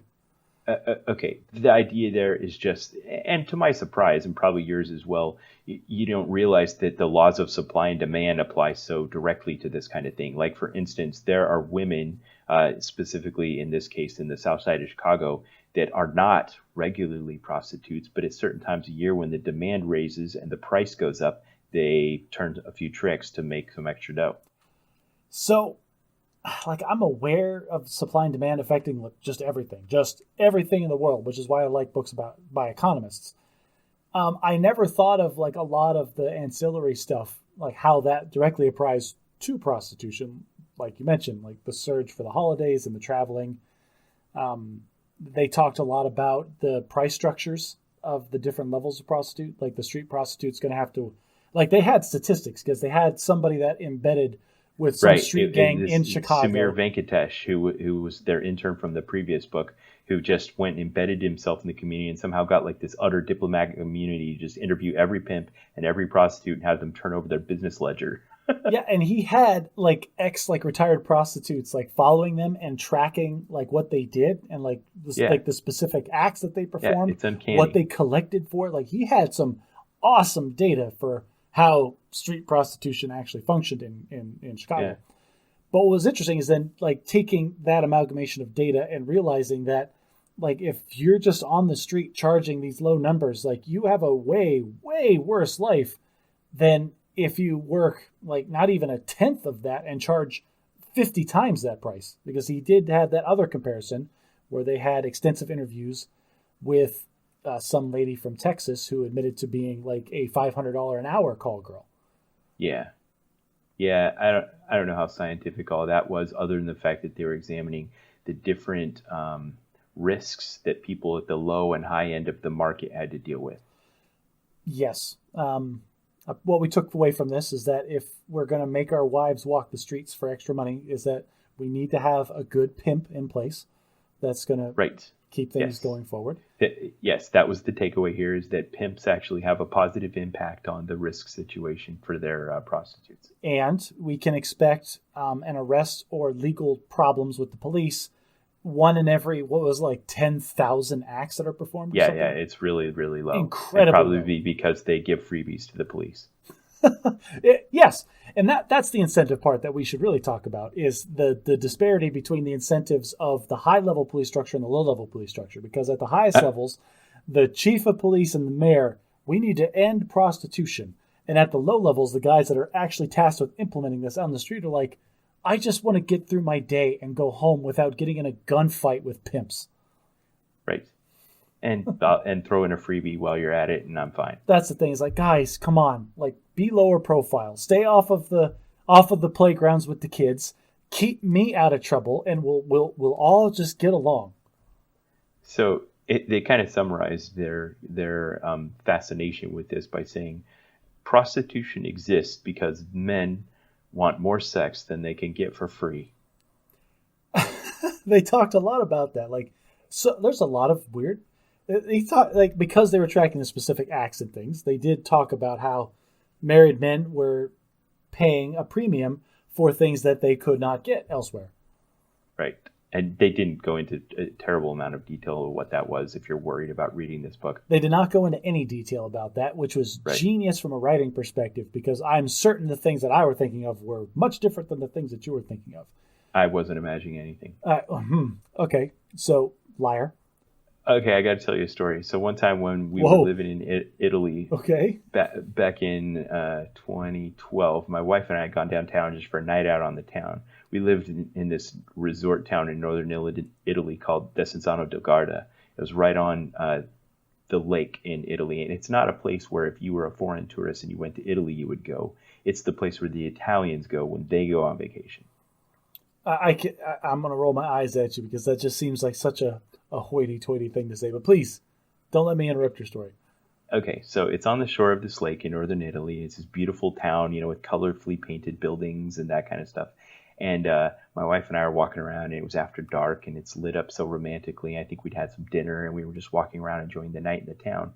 And I glanced to the side down an alley, and took a few steps so that you couldn't see down the alley anymore. I'm like, there was a prostitute down that alley. And my wife judges me, and she looks at me, and she's like, nuh-uh, how could you even know that? You can't just look at a woman and know if she's a prostitute or not. Okay, so that's something Alicia's obviously not aware of, is that guys have hardcore radar for available women. Well, okay, but this isn't a male link trait, because she didn't just doubt me. She decided she had to go find out for herself.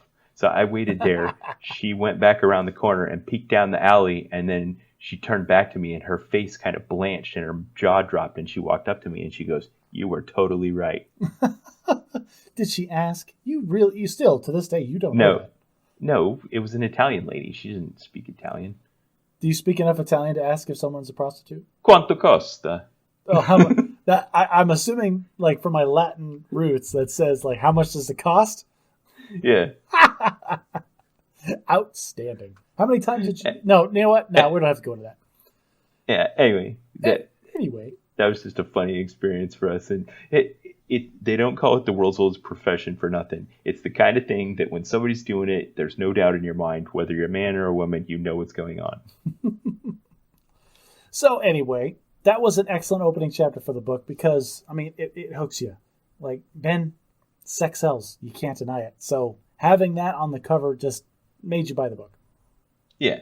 Okay. So chapter 2, they got into, like, relative age, which is a fascinating concept.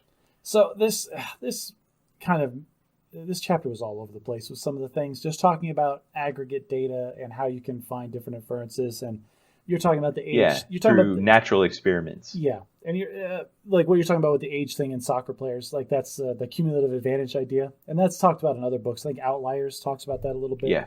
Where most professional baseball players were born in a certain hockey players specifically. Hockey players specifically in that book. The idea being that most countries where these sports are played at a very competitive level have the same cutoff dates for ages for kids that are playing in youth leagues. And right. So boys with birthdays in January are a year older than the boys who have a birthday in December. Which means they're bigger, they're stronger, they're more developed, they have better reflexes. They get more practice time, they get more attention from the coach. Exactly. So that's the small cumulative advantage that they build up over time, which makes them naturally more likely to play at professional levels than other people. Yeah. one of my favorites in this chapter was they talked about and a system, was it a Zixi? That was the name of the system? Yeah, it was about medical information systems. Basically, a doctor that realized that medical professionals weren't using information to its fullest. They were always busy, but they could be more efficient if they could just get more information faster. And this guy was a classic example of a problem solver. Like, somebody recognized that he was a smart guy, and they brought him in. They said, hey, we have problems in this department, fix it. And he had interns follow guys around and just literally record what the doctor was doing most of the time. And he discovered that doctors spent a vast majority of their time just trying to get information. And so then he dedicated himself to building a better information getting system. My favorite part of this whole thing is after, like, it took kicking and screaming and so much work to integrate these systems from different departments. And like he just had to tooth and nail this system together. Right. Fight to get all these people that, like, one guy that sits in the back room in the hospital administration keeps on a spreadsheet on his computer, and fight to get access to that data and make it available to everyone. Right. My favorite part of the whole thing is he then put it on one computer, he set it in the ER, and he put a sticky note on it. Beta testing, do not touch. And everybody started using it immediately. They lined up down the hall. That key point, that was my favorite takeaway from this whole chapter, is just that guy understood the way people's brains worked to such a degree that there is no chance that if you go to a staff meeting like, hey, we've got this great new thing, everybody should be using it starting tomorrow, no one's going to even look at it twice. But if you don't mention a word about it and just put a mystery computer on a desk and say, do not touch, people are going to start tinkering. Yeah. And so in that chapter, he also talked about how those natural experiments that exist were related to, like, health things or behavioral things that people have that would cause a blip in the population. Like, for instance, communities with heavy concentrations of Muslims that observe Ramadan, which is fasting for a month, basically causes a bit of in vitro malnutrition, which then can be seen throughout the lives of the people that are born who were in utero during the month of Ramadan, or people who were in utero during the flu epidemic of 1918. Yeah. And how when they were born, that had impacts on their lives throughout their lives. And so that made me wonder, are there people that are being born right now whose maybe mother was infected with COVID? Is that gonna what are the long-term impacts of that gonna be? Well, I mean, that's a good question. I have no idea what the answer is, but we were already seeing there's a lot of articles that are already talking about the number of divorces that are happening because of the coronavirus pandemic. You get locked in a building with your spouse for a long period of time, and all of a sudden you realize you hate each other. People should just... Is that really a thing? Like, I'd have to look that up, but are there an increased number of divorces happening right now? Yeah, like a large increase in divorces that are happening. I mean, I could see news sources writing stories about, like, hey, everyone's locked up together, but is it statistically actually more divorces are happening? Yes, statistically significant increase in divorces in our country due to coronavirus. Due to the lockdowns in places that there are lockdowns. Alicia and I are like you and Nicole, and I was very much like you. Like, every time my wife would come and walk through the kitchen, I would just look at her and think, this is so much more pleasant than being at the office. Like, I never get to see you during the day, and there you are. I love you so much. Yes, and it's so much better for me and so much worse for her. I think my wife dislikes having me around. She just has to force herself not to, like, give me chores or interrupt me. I'll just look at her and smile, but keep working. Sometimes I feel like Nicole has to suppress the urge to, like, just put me back in my place. Like, I feel every once in a while she wants to turn me and be like, I know you're here all the time, but you need to be quiet. Like, just be quieter. I don't know. So in chapter 3, it's interesting because this book came out in 2007, was it? He says, he was talking about emergency rooms, and he says, it's possible that some future medical crisis, such as a pandemic, might overtax emergency rooms. Yeah, and that was, like, listening to that was just the sensible chuckle as I'm listening to it in my headphones, like, like, you have no idea. Yeah, so in that chapter, when he was talking about a Zixi, the medical information system you were talking about, he said something that I think about so much. I've thought about this since I first read the book in 2009, and I still think about it today. He talked about how fast the medical information system had to be, not because of the demand of people needing access to information, being able to get back to their patients, but simply because of the way their brains function. He said that after 1 second of clicking on something and then waiting for something to happen, you already start to experience what they call cognitive drift. And that after 10 seconds, you've lost your focus and you're thinking about something else entirely. And I think about that specifically with my government information systems that are very inefficient and slow, and because of all the safety things that are piled on top of it, and how I struggle all day, every day when I'm trying to do a single task. And if I have to click and wait, it's just a fight to keep my brain focused on the task in front of me when it's sitting there not doing anything. That's a fun study, is how much productivity is lost in the government just due to cognitive drift. Yeah. So I got to ask you, now that you're in a private sector job and you provide your own technology and you access relatively fast and efficient and modern systems, do you find that you're just able to be more effective? So then compared to when I was in the military, you mean? Yes, doing an equivalent task. So this is actually interesting because, well, first of all, yes, of course, yes. Like it's so much better when stuff just works the way that it's supposed to. First of all, just wonderful. But there is a difference between, because I do work in the office once a week, and the rest of the time, right now, we don't have like a VPN solution. We have a remote desktop solution, which that sounds, people are going to be like, oh, that's technobabble, but it's much more, it's more difficult. It's more network intensive to do a remote desktop. And so it's a little less responsive. And so when I'm at home working on my computer, I notice that you click on things and it takes like a half a second to 1 second longer than if I was sitting at the computer in the office. And I recognize it taxes you, doesn't it? It does. Like all day, just the extra 1 second every time I click on something really starts to compile towards the end of the day, where I just that's exactly what I'm talking about. Yeah. It takes a toll on your mental facilities because it's harder to focus when you're experiencing cognitive drift. Well, and the difference, though, is then the once a week, like it constantly resets. I never get used to it because I go back to my office on Thursdays. You're like, oh, this is much faster. And it always, every time I'm like, oh, this is nice. Everything feels so snappy. I can actually get some work done today. Yeah. Oof.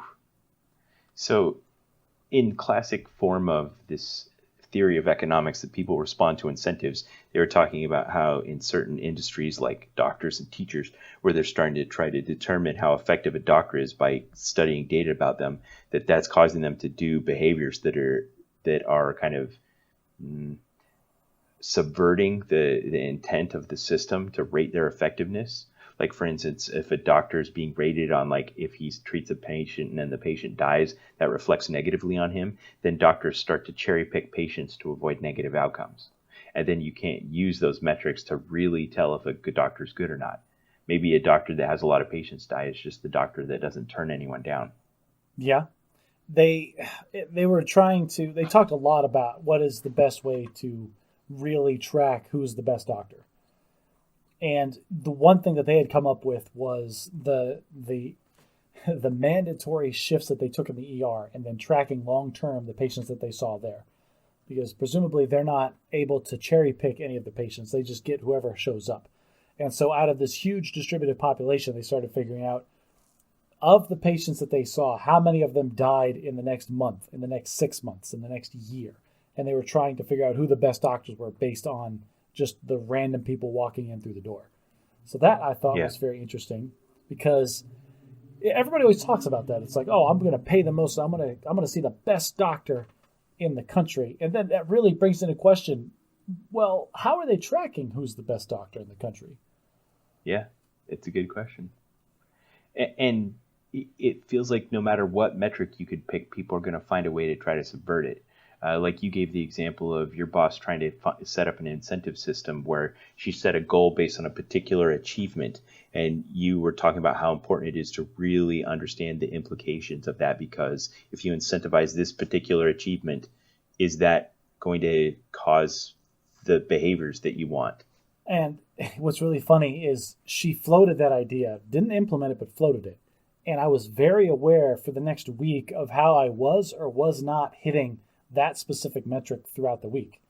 And I told her that. And I'm like, I know you haven't done anything, but just even mentioning that to me has made me really identify these things. Like one example was she was going to base it off of billable time. So we're an accounting office, and so if I'm doing work for a client, like lawyers, like this is time that is billable. I bill this to the client. Versus if I'm doing things that are internal to the company, that's not billable time. And so we had a discussion probably for an hour and a half or 2 hours at one point about just the future of the company and structure and processes, like just real internal stuff that needs to happen. And at the end of it, I pointed out, I'm like, you realize now that this entire conversation that you value was not billable time for me. And so my incentive is not to actually do this at all. Like, I don't want to do any of this. If you implement this system, I want to get back at my desk and work on the client stuff. And so that just kind of driving that point home with her, like, you need to be aware, if you're going to base your decisions off of metric A, that is going to incentivize people to maximize metric A. It's so easy to recognize when something like that's going to be a problem, but it's so much harder to try to propose an alternative. We had a long discussion about those things, and she wanted better performance. I'm like, what do you want this to be? It's like, well, I want this to incentivize people to do better work. I'm like, well, then that's not a quantitative analysis. You can't pull numbers off of for better work. You just have to assess it. People respond to incentives, but you can't control how they respond. Yes, exactly. And so I told her, like, this is going down a rabbit hole, but in this instance, she wanted better quality work. And so I kind of emphasized to her, then it needs to be a qualitative evaluation. You need to sit down, look at what we're doing, and then reward us based on that. Yeah, otherwise you get broken up dinosaur bones. Yeah. Yes, thank you, exactly. Ben is referring to something that we talked about in a previous podcast. If you didn't get the inside joke, well, you need to subscribe and listen to more podcast episodes. All right. I don't really have anything from chapter 4 or 5. I want to skip ahead to chapter 6 where they're talking about seatbelts. Do you mind? I have no problem talking about seatbelts. Okay. So in this one, they talk about how hard it is to change people's behaviors, and they picked the subject of seatbelts. So in 1959, the seatbelt was invented, and 15 years later, usage was like 11%. And they gave a little vignette where he got in a car with someone and buckled his seatbelt, and the guy looks over him and says, "What do you think? I'm a bad driver or something?" Like, culture eats strategy for breakfast, and if the strategy was to save lives by having people wear seatbelts, culture was eating it for breakfast. Which is funny, because if I was the passenger that had buckled my seatbelt and you looked at me and said, "What do you think? I'm a bad driver?" I'd have looked at you with this deadpan face and said, "Yeah." Yeah. So you and I had this discussion last week about teenagers.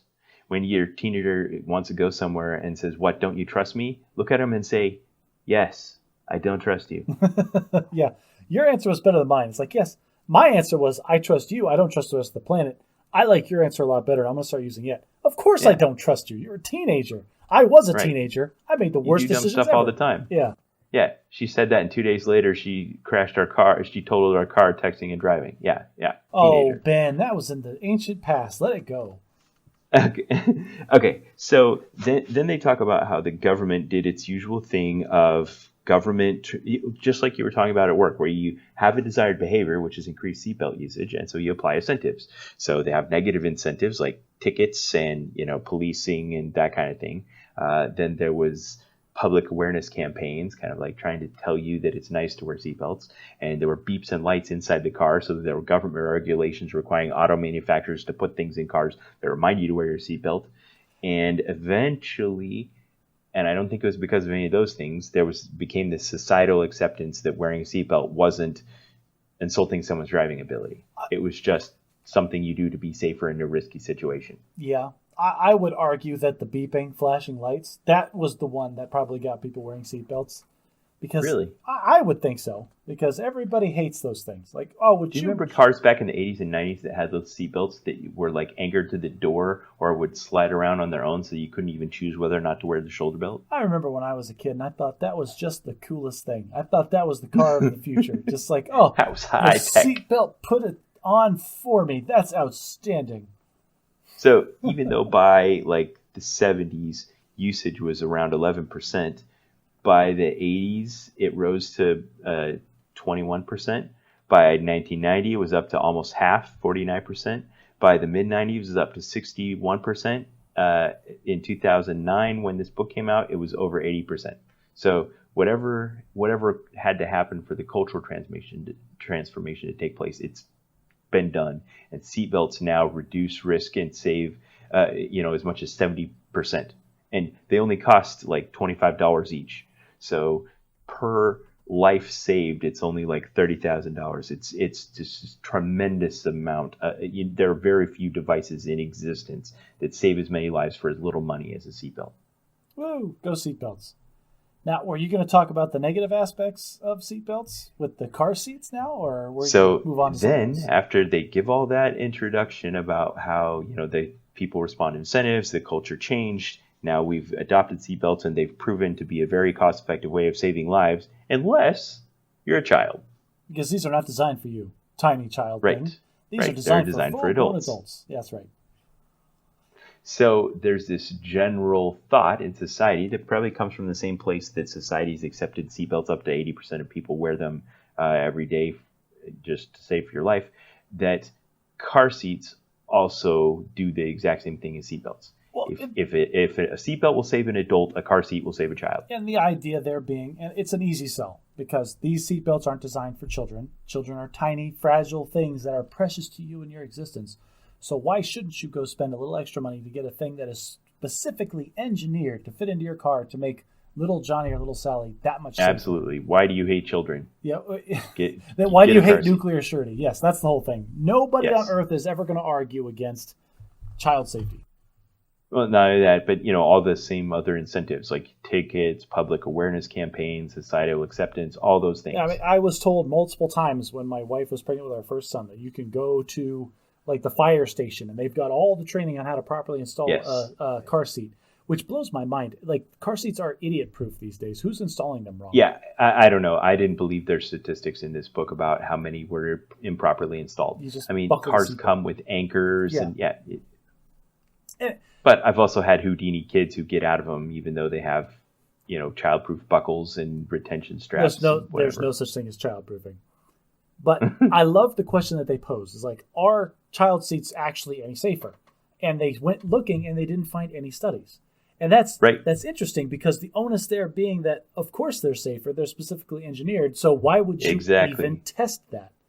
And then when they tried to find data where they just took a car and stuck it like a child dummy in the car and crashed it, and then stuck a car seat in the same car and crashed it and see if the car seat's actually better. Well, and this is what blew my mind is they had to hunt for one of these crash test centers to actually do it. Yeah, the crash test centers were refusing to do the tests. They didn't want the data to come out. Yes, they found one center that was willing to do it if the center would remain anonymous in the book. And they had to sign a waiver or something. No, when they got there and they wanted to do the test, they told the engineer, this is the test that we have hired you to perform. The engineer on staff at the floor level blew them off completely. Like, there is no way I'm going to put my $10,000. This is going to break my dummy. Yeah, it's going to break my dummy. You have to promise that you're going to pay for my dummy. They had to sign an agreement that they would pay for the dummy if it broke because this guy was so on the side of course, car seats are safer. He was going to refuse to do the test, even though his company said that they could do it. Yeah. All right. So go ahead and spoil it. So the solution was, drumroll please, there's no difference. Right. Blows my mind that a seatbelt designed for an adult apparently is just as effective as saving a small child in a car accident as a child car seat. Right. With some caveats, but yes, by and large, yeah. Intuitively that makes some sense, but there's a whole industry built around child protection and so of course it doesn't matter how hard you yell that statistic to people, they're going to blow you off. And I still have booster seats for both my kids in both of our cars, and I'm not going to get rid of them now because I have them. But I don't know. This is one of those things that why would you? Yeah, I guess the sum total of this and what blew my mind was that it's such an ingrained assumption in our minds that you would never even think to try to test something like this. And, absolutely. But when they did, we find these answers that are completely unexpected. There's another one just like that came out that had nothing to do with Freakonomics that I absolutely love. I don't know if you were a kid and you grew up in school participating in the DARE program, Drug Abuse Resistance Education. But there was a very controversial study that came out in the mid-90s that basically showed that the DARE program had, in most cases, no or actually a negative impact on children's drug abuse. Well, I was in elementary school when I was subjected to DARE to keep kids off drugs, and I didn't know what drugs were until the DARE people came and told me about them. Yeah. So the idea that is so counterintuitive to people is that it's a well-intentioned education program. Of course it has a positive effect as desired, and no one ever thought to actually check and see if it did or not. Well, yeah.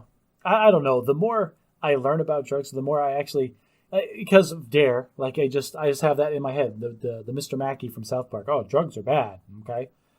But then, like in Arizona, we're going through the elections coming up next week. We have Prop 208, which is going to legalize marijuana. This is the second or third time it's been on the ballot. There are multiple states in the United States that marijuana is legalized now. And as an adult now, when I do more research and when I read about like narcotics and drugs and things, I realize that there's a lot of misinformation that the government has put out in trying to discourage drugs. Like, by all accounts, I don't know if we're going to lose our PG rating for saying something like this, but I've read a lot of firsthand accounts of people that did cocaine, and they just talk about how, yeah, cocaine is awesome. Like, you feel great. Yeah, so that's a good example of something that they talk about later on in the context of doctors and hand washing. And I'm going to quote the book. Excuse me. In the modern world, we tend to believe that dangerous behaviors are best solved by education. And inherent in that phrase is the assumption that if someone does something dangerous, it's because of a lack of education. Like if you try drugs, it's because you don't know that they're bad for you. Right, that's the idea. That's the assumption, rather. Yes, and it's a false assumption, and it leads to bad behaviors, because when you start with a false assumption, it's going to cause you to do things that don't make sense, like continuing to fund drug abuse resistance education for children that actually increases children's drug use. Because you've assumed that it's going to have a positive effect, even if it doesn't. Yeah, if we tell kids things are bad, they always stay away from the things we tell them to stay away from. Right. And this is terrible in the military.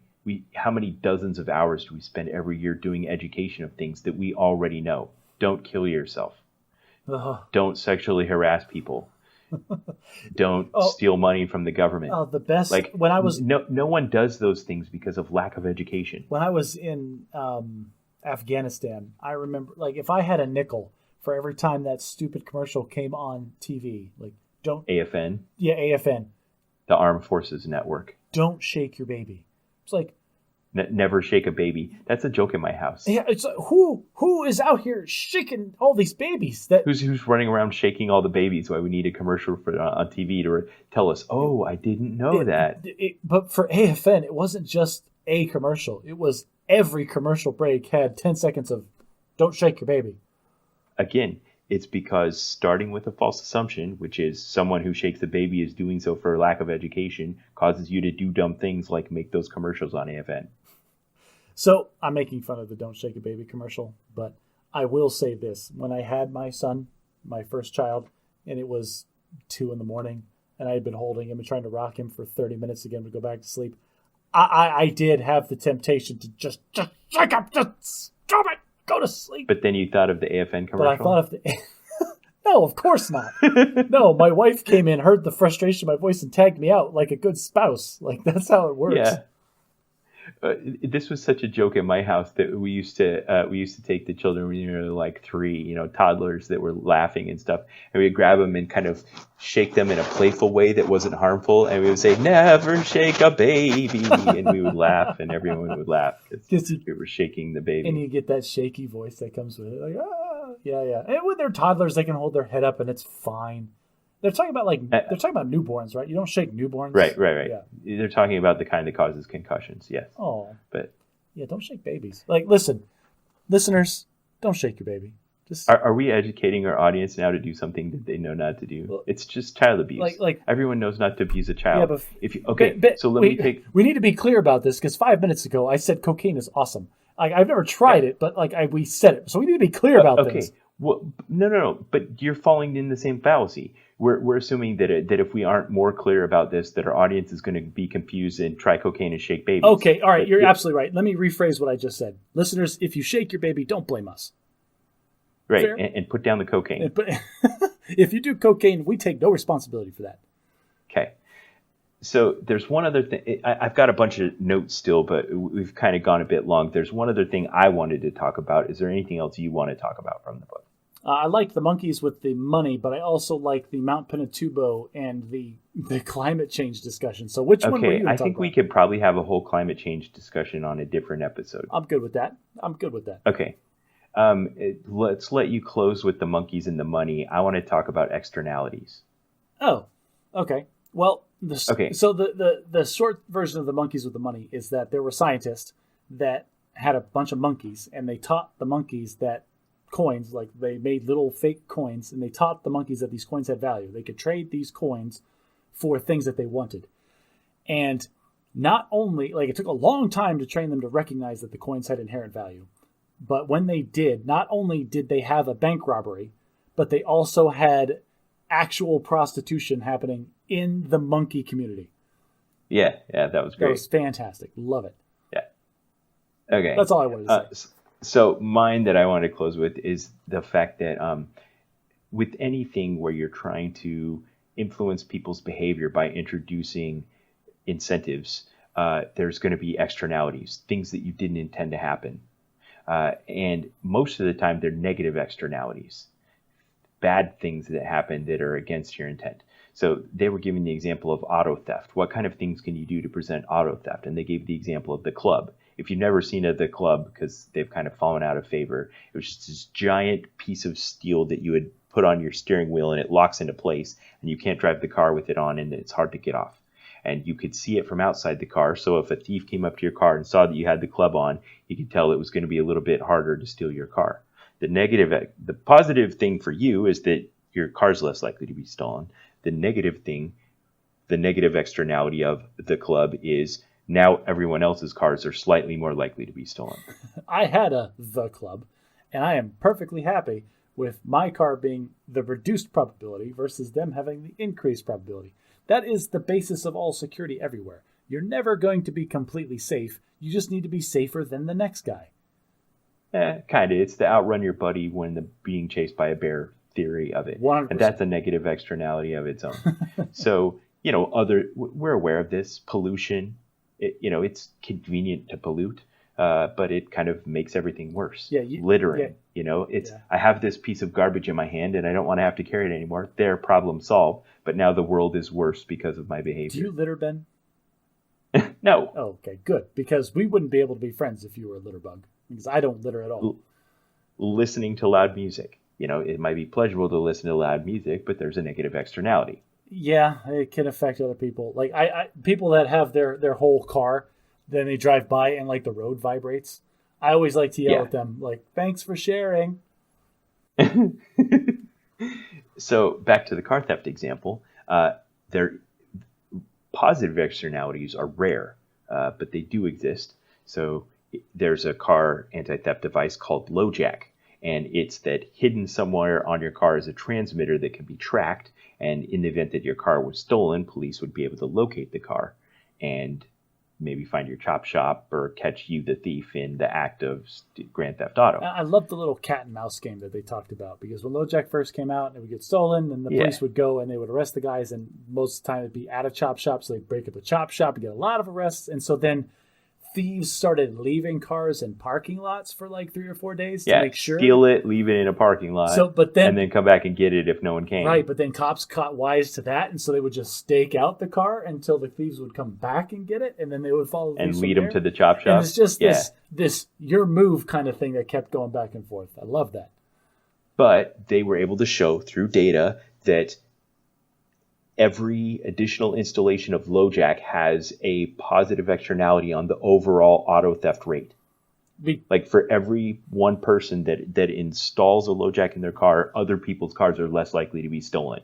That's awesome. Well, because the idea there being that the more LoJack exists in the world, the more car thieves are aware LoJack is in the world, which then you never know which car actually has this anti-theft device that's going to get you busted, and so it's less likely that any cars get stolen. Right. Now, so I was thinking about what other things have positive externalities. One I could think of is immunizations. Yeah. Which I railed against last time, but I'm not against immunization. You're just against immunizations that aren't protecting you against anything that you could remotely ever catch. Right, and they are going to hurt me when I get them. So, but like back in the 70s, and 80s, they completely eradicated smallpox, which was crippling and life-threatening, and they just gave immunizations to a targeted portion of the population, and now all of us have the positive externality of never having to worry about contracting smallpox. Which, I mean, inevitably this leads to the conversation of there are some people that disagree with the science of vaccinations, which I don't know where you land in that spectrum, but listeners, if you're somebody that doesn't think vaccinations are a good thing, read this book. Yeah. They spend a lot of time talking about the negative effects of disease that happen before the immunizations exist. Thank you, Ben. You rescued me from trying to find a nice way of saying we don't care about your opinion. Another thing that has positive externality is getting education. So thank you to our listeners for joining us as we talk about ideas in the world around us and how statistics and thoughtful study of those ideas can lead to finding new ways to look at the world around you and learn new things. And by listening to our podcast and getting educated, you're making the world a better place.